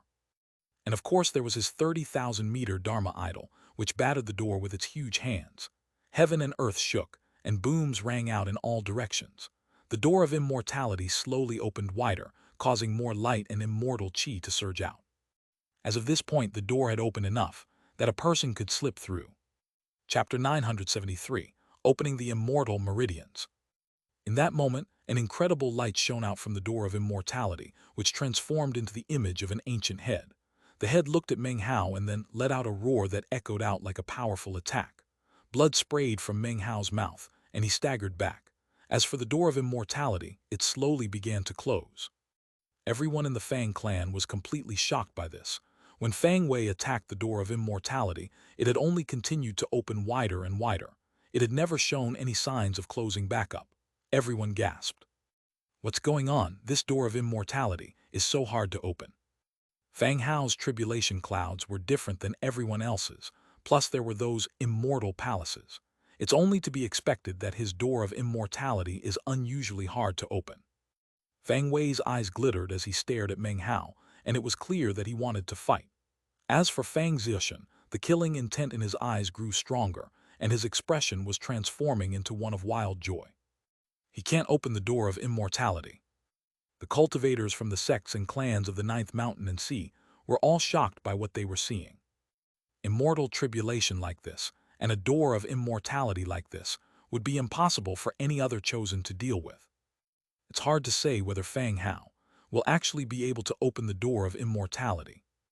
Outside of planet East Victory, within the starry sky, Meng Hao was forced backward by about 3,000 meters before coming to a stop. He wiped the blood from his mouth as he looked at the door of immortality with a vicious gleam in his eyes. His cultivation base suddenly exploded with power, and his 30,000-meter Dharma idol reappeared. He fused with the Dharma idol, transforming into a 30,000-meter giant that took a 3,000-meter step forward to appear directly in front of the door of immortality. He raised both of his hands, placed them onto the door of immortality, and roared. Then he shoved forward violently, causing massive rumbling sounds to echo out in every direction. The door of immortality trembled, sending a powerful backlash attack against Meng Hao. He shook as his eternal stratum exploded out, restoring him even as he rotated his cultivation base and shoved again violently. Rumble! The door of immortality opened by another crack, causing immortal light to shine out in the starry sky once again. Immortal chi spread out, and Meng Hao's eyes turned red. He gritted his teeth against the backlash and went all out, pushing with all the might he could muster. The door of immortality slowly opened wider, causing more immortal light to spill out. In the blink of an eye, it was just as open as it had been before. The face of the old man that had been materialized by the door of immortality appeared once again. He roared in rage at Meng Hao, and once again, powerful light exploded out in an attack against Meng Hao. This time, Meng Hao was ready. Even as the force descended upon him, he stepped backward and performed a double-handed incantation gesture, then shoved his hand straight out in front of him. Immediately, his 8 immortal meridians sparkled, causing 8 streams of power to flow out into his right hand. He then unleashed a punch directly toward the old man's face, causing the immortal chi to shoot out. In the blink of an eye, they slammed into each other, sending a huge boom echoing out in all directions. The face faded away, and the 8 streams of immortal chi swirled together and returned to Meng Hao. Blood sprayed out of his mouth, and yet his desire to fight was even stronger. He stepped forward, placed his palms on the door of immortality, then began to push. The immortal light grew stronger, and the immortal chi more dense. Booms echoed out as the door of immortality opened further. All of the things that had just happened left everyone completely amazed. What was that just now? 8 streams of immortal chi. What divine ability was that? All areas of the Ninth Mountain and Sea were in a complete commotion. Blue veins popped out on Meng Hao's forehead as the door of immortality opened wide enough for a person to fit through, but not Meng Hao's Dharma idol. I completely destroyed the tribulation clouds and shattered all of the immortal palaces. As for the door of immortality, if it remained closed, it wouldn't matter. But once I start, I'm going to open it all the way and step inside. Meng Hao's eyes were completely bloodshot as he once again rotated his cultivation base and shoved against the door. It opened a bit more, and yet, in that same instant, he suddenly backed up. As he did, glittering starlight appeared within his left eye. In the blink of an eye, light began to pour out of his eye, transforming into a beam of light 3,000 meters long. Then it was 30,000 meters long, enveloping Meng Hao completely. It was at this point that 5 characters appeared in Meng Hao's mind. One thought stellar transformation Chinese letter Chinese letter Chinese letter Chinese letter Chinese letter. 1. I left in the Chinese characters of one thought stellar transformation so you could see the 5 characters that were mentioned, despite the translation being 4 words. It was the most powerful Taoist magic of the Fang clan's first-generation patriarch. Rumbling rose up as the light surrounding Meng Hao began to spread out. The starlight flew out of his left eye, transforming into the starstone. The starstone rapidly dissolved, forming a liquid that shot toward Meng Hao and in the blink of an eye completely covered him. In the space of a few breaths of time, even as the door of immortality was closing, the light that surrounded Meng Hao vanished. In his place, there was no longer his normal form but rather what appeared to be a gigantic asteroid. The asteroid was fully 3,000 meters wide and shocking to the extreme. The void around it cracked and shattered, as if the mere appearance of the asteroid was enough to rock the starry sky. Next, an intense aura exploded out from it. Countless motes of starlight appeared, which then descended onto the asteroid's surface. All of a sudden, it didn't look like an asteroid anymore, but rather a planet. A droning sound began to emanate out from the planet as it smashed into the door of immortality. Everyone watching was filled with shock as the huge stone bashed into the door. One thought stellar transformation, gasped the Grand Elder, his face flickering as he stood there among the other members of the Fang clan. As soon as his words echoed out, other clan members gasped as they gaped in astonishment at the enormous stone. That's one thought stellar transformation. That's the first-generation patriarch's most powerful Taoist magic, one thought stellar transformation. Supposedly, you can use it to actually transform into a planet. It can basically destroy anything. Fang Hao actually acquired the one thought stellar transformation when he went into the ancestral land. According to the clan's ancient records, the most powerful form of that magical technique is that you can transform into a real planet. All of the cultivators on planet East Victory and the rest of the Ninth Mountain and Sea were shocked by Meng Hao assuming planetary form. At the same time, that very planet slammed into the door of immortality, causing a huge boom to rattle out. Ripples spread out in every direction. Apparently, the attack had contained enough energy to cause tremors to spread far and wide. The door of immortality shuddered, and a massive wind kicked up. In the blink of an eye, the door of immortality opened completely. One swift attack, and the door of immortality opened wide. It was as if a sluice gate had been opened. Boundless immortal light spread out rapidly, filled with wildly surging immortal qi. In that moment the planet vanished, and Meng Hao reappeared. His face was pale, and he coughed up 4 or 5 mouthfuls of blood as the immortal light and qi surrounded him. The boundless immortal qi surged into him, filling him. His 8 immortal meridians trembled and began to transform. Immediately, a 9th immortal meridian began to form. However, outside of his body and visible outside of the door of immortality, what people saw was not a 9th meridian, but rather the 1st meridian. Whenever someone reaches true immortal ascension, in the moment that they open the door of immortality, their immortal meridians will cause images of immortal dragons to appear above the door of immortality. Right now, the first immortal dragon was rapidly solidifying high above Meng Hao and the door of immortality, swirling in the air. Immortal qi surged and glittered brightly, illuminating the starry sky until it seemed like daytime. Everyone watching on planet East Victory cried out in shock. The door of immortality opened. He's opening his immortal meridians. I wonder how many meridians Fang Hao will be able to open. Countless cultivators were watching as the first immortal dragon appeared above the door of immortality.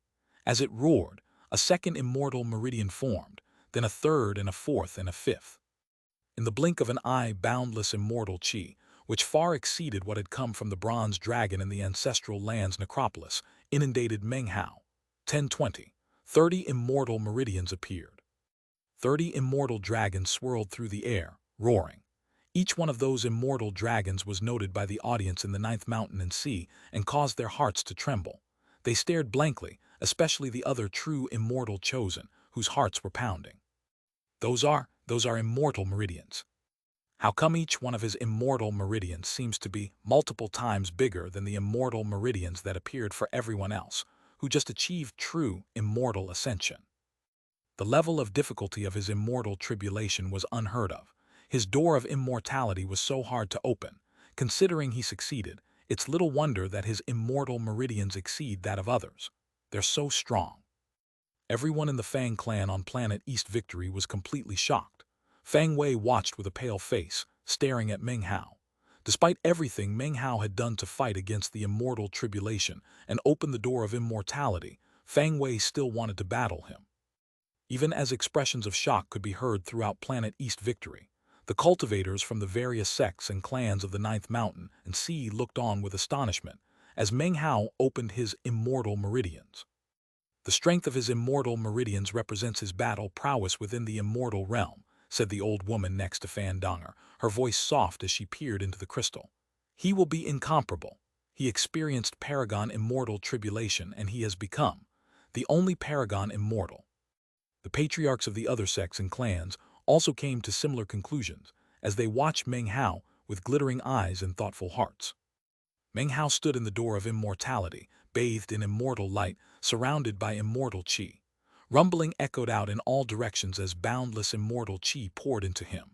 Cracking sounds could be heard as 40 immortal meridians opened, and then more. 45-50. Amidst all the rumbling, the immortal dragons outside the door of immortality were now 50 in number. They flew around, roaring, causing anyone who heard the sound to be completely shocked. However, things weren't over yet. 60, 70, 80. 80 immortal dragons appeared outside of the door of immortality in a relatively short period of time. Those 80 immortal dragons exuded shocking energy as they flew around in the starry sky. Meng Hao's body was surrounded by roaring. His body felt like it was being shredded as the boundless immortal qi poured into him, causing the 81st immortal meridian to form. Soon the 81st meridian was finished, after which was the 82nd. Then there were 83. As everyone in the Ninth Mountain and Sea watched, Meng Hao reached 90 immortal meridians. /expand. 90 immortal meridians swirled around the door of immortality. Each and every one of them was multiple times larger than any of the immortal meridians of the other chosen who had recently ascended to true immortality. They looked fierce, the dragon scales glinting, the claws sharp as razors. Their bodies were stalwart and filled with shocking energy. The light blazing out from the door of immortality was matchlessly majestic. As the immortal qi appeared within the immortal light, it seemed almost infinite, eternal and never-ending as it surrounded Meng Hao, boring into his pores to fill his entire body. It was a baptism, a type similar to that experienced by any true immortal who opened the door of immortality. The more thoroughly one prepared, the deeper the resources one built up, then the more extravagant the baptism would be. Intense rumbling echoed out of Meng Hao's body as the immortal qi headed toward his 91st immortal meridian. It didn't take very long at all for the 91st immortal meridian to fully form. Yet another immortal dragon peered outside of the door of immortality. 92 meridians, 93 meridians, 94 meridians. After the time it takes an incense stick to burn, the immortal qi pouring into Meng Hao caused 95 meridians to appear inside of him. All of the sects and clans on planet East Victory, as well as those out in the Ninth Mountain and Sea, were completely shocked. 95 meridians. He's already exceeded most of the other chosen. I wonder if he'll be able to exceed Fang Wei with his 98 meridians. Fang Wei of the Fang clan is currently the #1 true immortal. As the buzz of conversation filled the air everywhere, Fang Wei stared up at Meng Hao. Inwardly, he was beginning to get nervous. He couldn't stand the idea of someone else stealing any of his glory, and his eyes filled with a savage light as he glared at Meng Hao. Fang Zishan gritted his teeth. His hatred for Meng Hao had reached a pinnacle.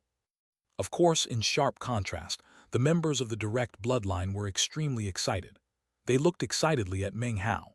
To them, it was as if they were looking at the hope for the direct bloodline to rise again. Rumble. Roaring sounds echoed out from Meng Hao as a 96th immortal dragon appeared.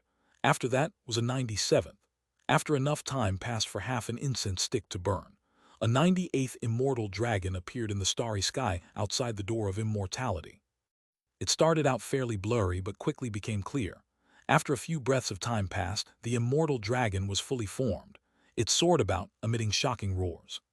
Before anyone from the ninth mountain and sea could react, more rumbling sounds emanated out from Meng Hao's body. Directly next to the 98th immortal dragon, shockingly, there appeared yet another blurry image of an immortal dragon. It rapidly became visible, turning into a 99th dragon. Instantly, the ninth mountain and sea was thrown into a huge tumult, and shouts of astonishment could be heard in every direction.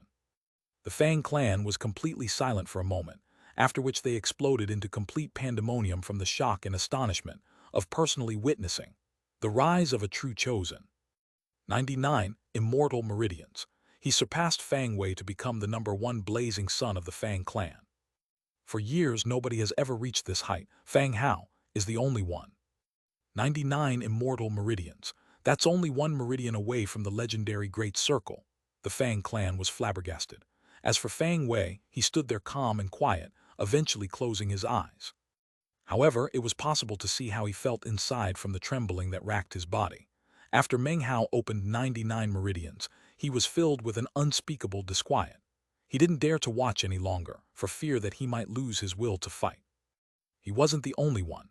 As of this moment, the other true immortal chosen of the ninth mountain and sea all closed their eyes. They chose to pay no further attention to Meng Hao. They had their own Daos and their own paths. If they lost self-confidence in their ability to proceed forward, if they lost their Dao hearts, then their cultivation base would be eternally unable to progress any further. Meng Hao had long since become a huge mountain, blocking the path of all other cultivators of his generation. Unless someone could split that mountain open, it was possible to predict that the mountain like Meng Hao would crush all other chosen of his generation and continue unobstructed to the pinnacle. Fang Zixian's face was pale and bloodless. In the moment that Meng Hao opened his 99th meridian, it was like an invisible fist smashing into his heart. He clearly understood that as of this moment Meng Hao had already soared high into the heavens. Yeah, but he's only in the immortal realm, thought Fang Zixian. Deep within his eyes, a gleam of madness suddenly sparked to life. As of this moment, everyone was speculating as to whether or not 99 meridians would be Meng Hao's true limit. Meng Hao's face glowed with the light of obsession as he rotated his immortal meridians, causing immortal power to flow through him. After it performed a full cycle, it suddenly exploded out.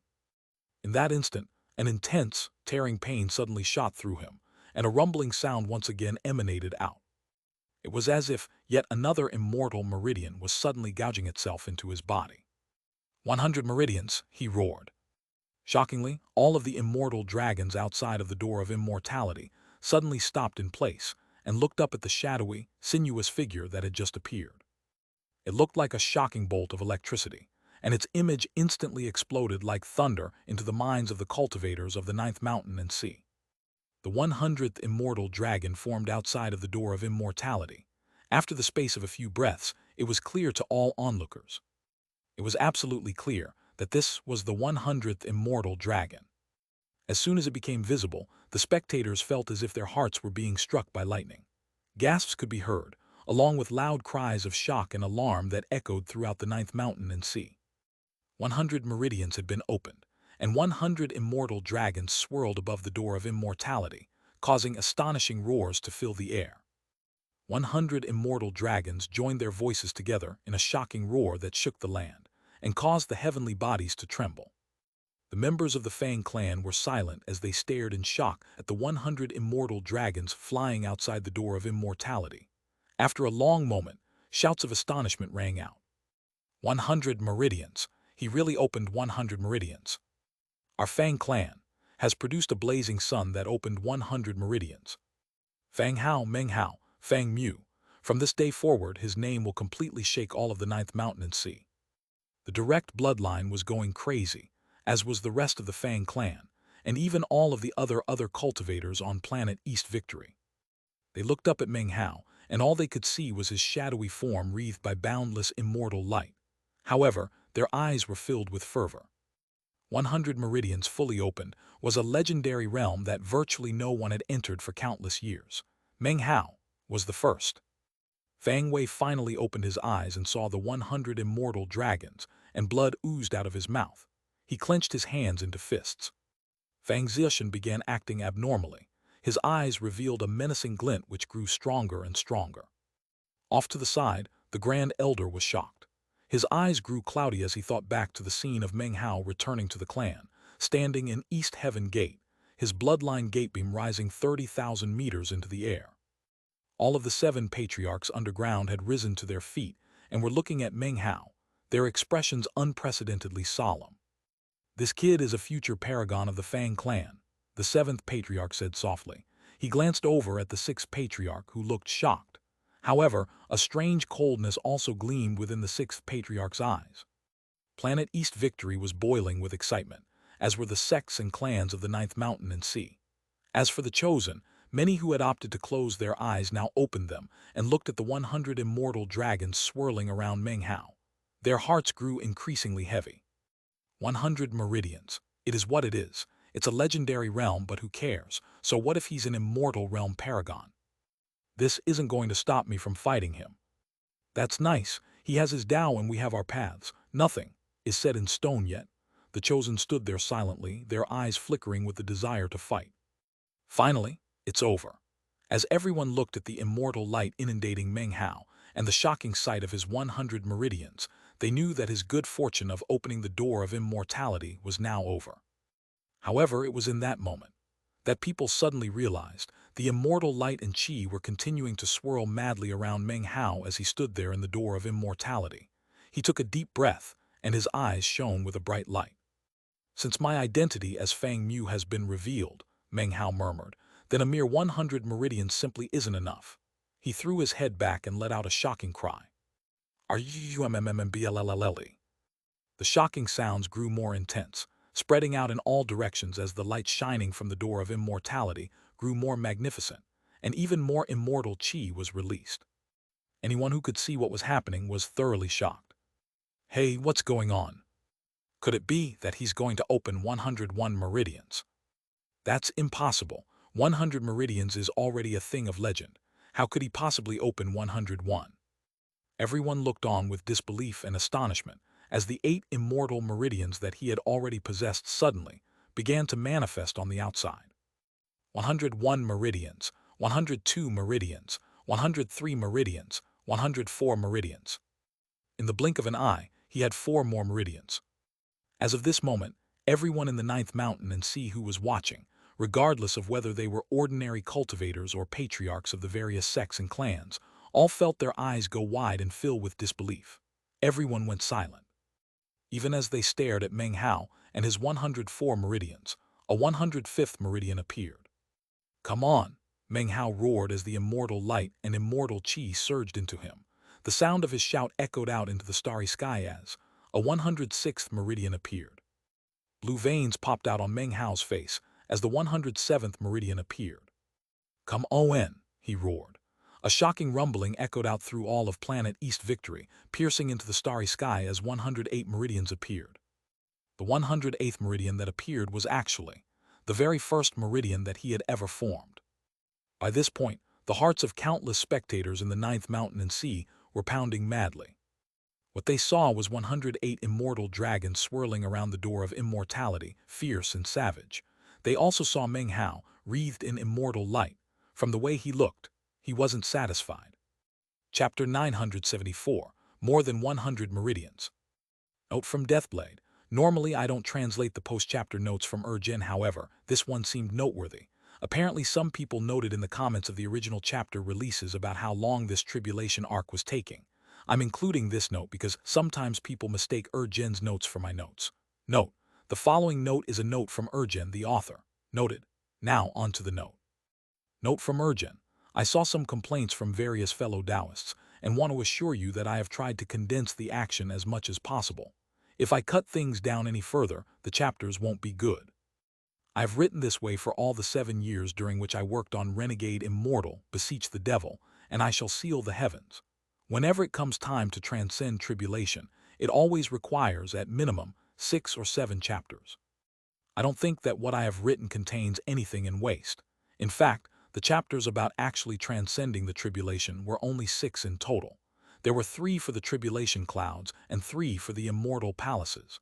Then there have been two so far which are about opening the immortal meridians. There will actually be some more about the immortal meridians, because this is not just a matter of simply opening the meridians. There are also a lot of unexplained plot points that will be resolved. Expand. All cultivators of the ninth mountain and sea who were watching looked completely astonished and tongue-tied as they observed the 108 immortal dragons soaring through the starry sky outside the door of immortality above planet East Victory. 100 meridians is a legend, but 108. This is the first time I've ever heard of someone getting more than 100 meridians. No one in the past has ever done this, and most likely, nobody in the future will either. The ninth mountain and sea was in a tumult, and that shock actually spread out throughout the mountains and seas. All of the members of the Fang clan watched with gaping mouths. They knew that Meng Hao was the type of person to defy the heavens, but when they saw him open 100 meridians, they had assumed he was finished. They could never have imagined that Meng Hao would actually open up 108 meridians all in one shot. Impossible. Fang Wei went pale. He could reluctantly accept the idea of Meng Hao using the one-thought stellar transformation incantation to open 100 meridians, and use that as an excuse for why he didn't measure up to Meng Hao. But now, 108 meridians had appeared, causing Fang Wei to completely lose self-control. Fang Zixuan was trembling as he stood there in the crowd, and the icy aura inside of him flourished. As far as anyone knew, the Fang clan only had one Dao Realm expert, which was the Earth Patriarch. Currently, his eyes shone with a brilliant light as he murmured, "There's only one explanation." Before he started transcending this tribulation, the kid already had 8 meridians.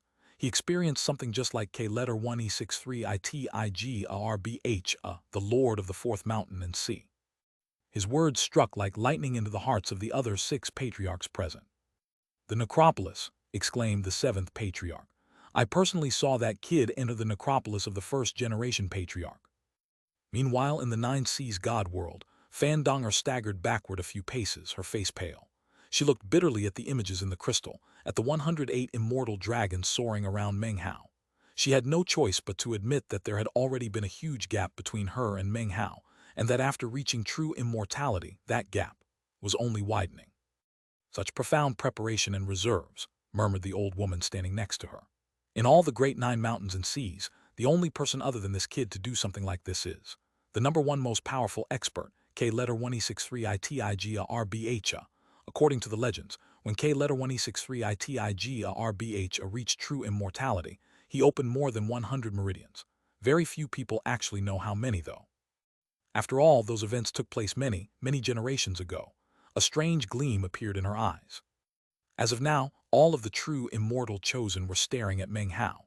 They had no desire to look at Meng Hao's 108 meridians, and yet they were unable to look away. To open so many immortal meridians was something that shocked everyone.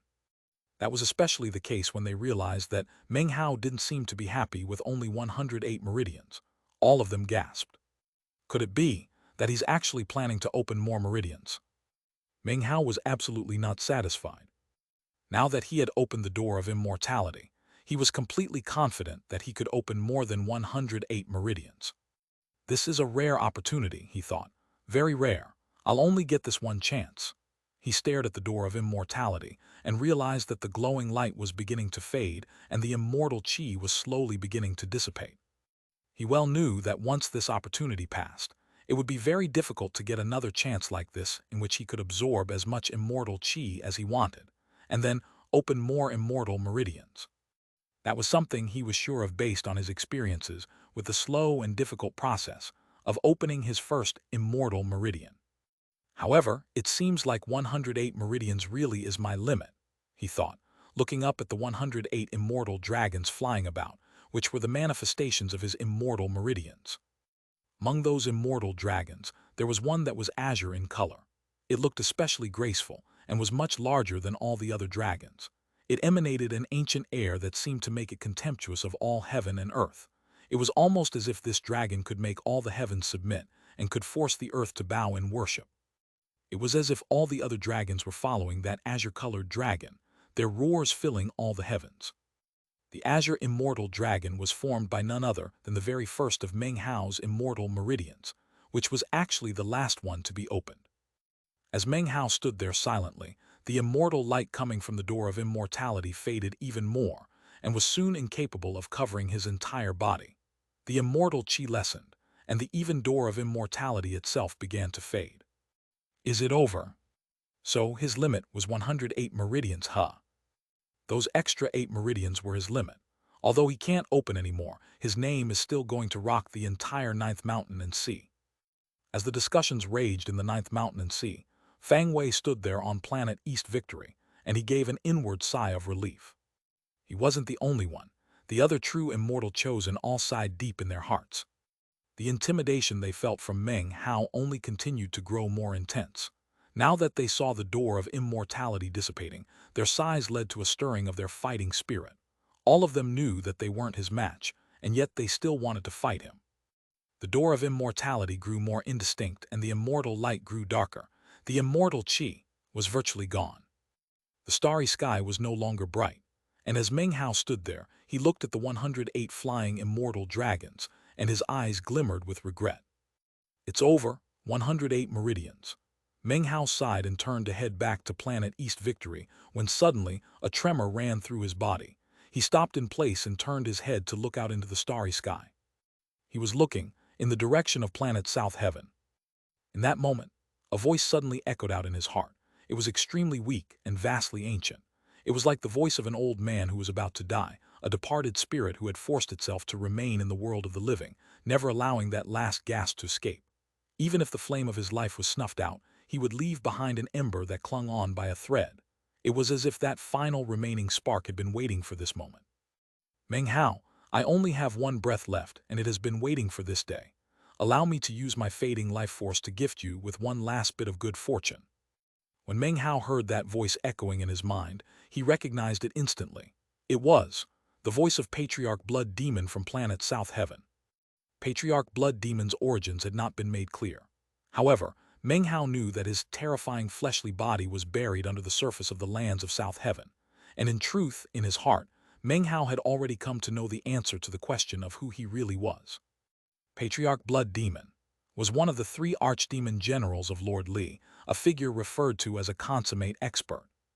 You are from the League of Demon Sealers, continued Patriarch Blood Demon in his ancient voice.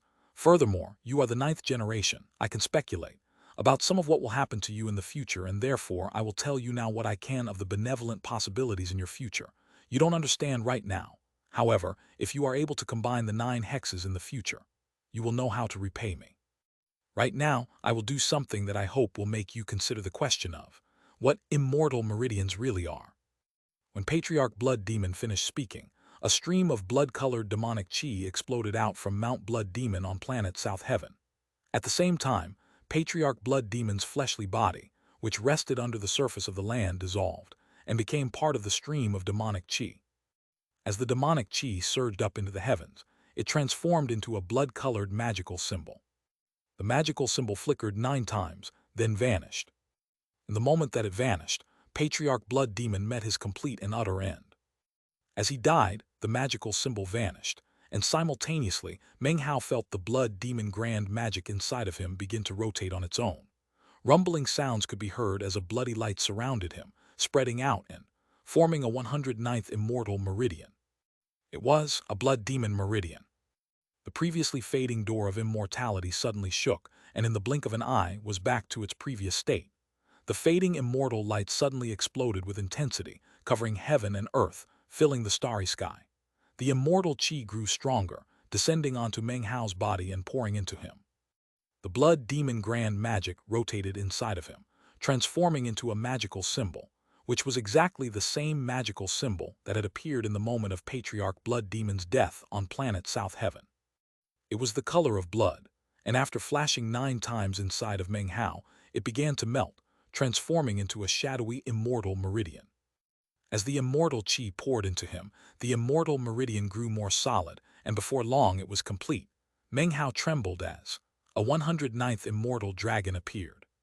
The roaring immortal dragon was the color of blood, and completely shocking in appearance. Endless ripples spread out from it in all directions, causing the cultivators of the 9th mountain to be completely stunned. However, in the moment that the 109th immortal meridian appeared, another tremor ran through Meng Hao, as he felt a different aura rising up inside of him, forming a powerful resonance. That resonance was coming from the same planet that Patriarch Blood Demon had just died on. Meng Hao looked up, and his eyes flickered as he looked at what he considered to be his true home, planet South Heaven. Just vaguely, he could see the immortal ancient Taoist Rite Temple. There in the former location of the temple hall, he saw what appeared to be a flower. It was a resurrection lily. When the resurrection lily blooms with 7 colors, petals fall, immortal ascension, 1,000 years. Meng Hao had been plagued with a resurrection lily for hundreds of years. In the end, he had severed it away. However, vestiges of it still remained, like memories that were very difficult to get rid of. It was another type of karma, or a type of restitution. On planet South Heaven, in the vast eastern lands, in a wild stretch of mountains, was a deep crater that was all that remained of the temple hall of the immortal ancient Taoist Rite Temple. An old man stood there, and next to him was a resurrection lily. "My power is useless to the living," he murmured vaguely, "but you were bequeathed with the legacy of the immortal ancient Taoist Rite.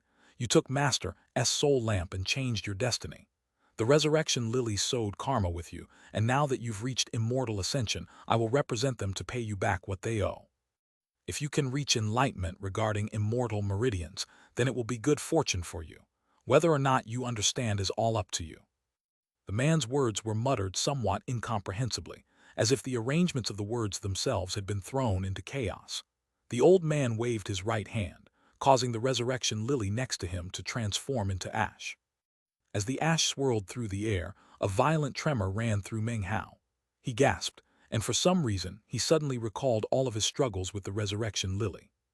The memories flowed like water, and as they did, the karma that had built up from the years of struggle transformed into an aura, into a resurrection lily, into a resurrection lily immortal meridian. As soon the immortal meridian formed, Meng Hao's hair whipped about, and his body seemed to turn into a black hole that madly sucked in immortal qi. Intense, rumbling sounds filled the air as another immortal meridian formed. This was his 110th meridian. In the moment that the meridian appeared, a 110th immortal dragon roared into being next to the door of immortality. Chapter 975, Blood Demon and Resurrection Lily.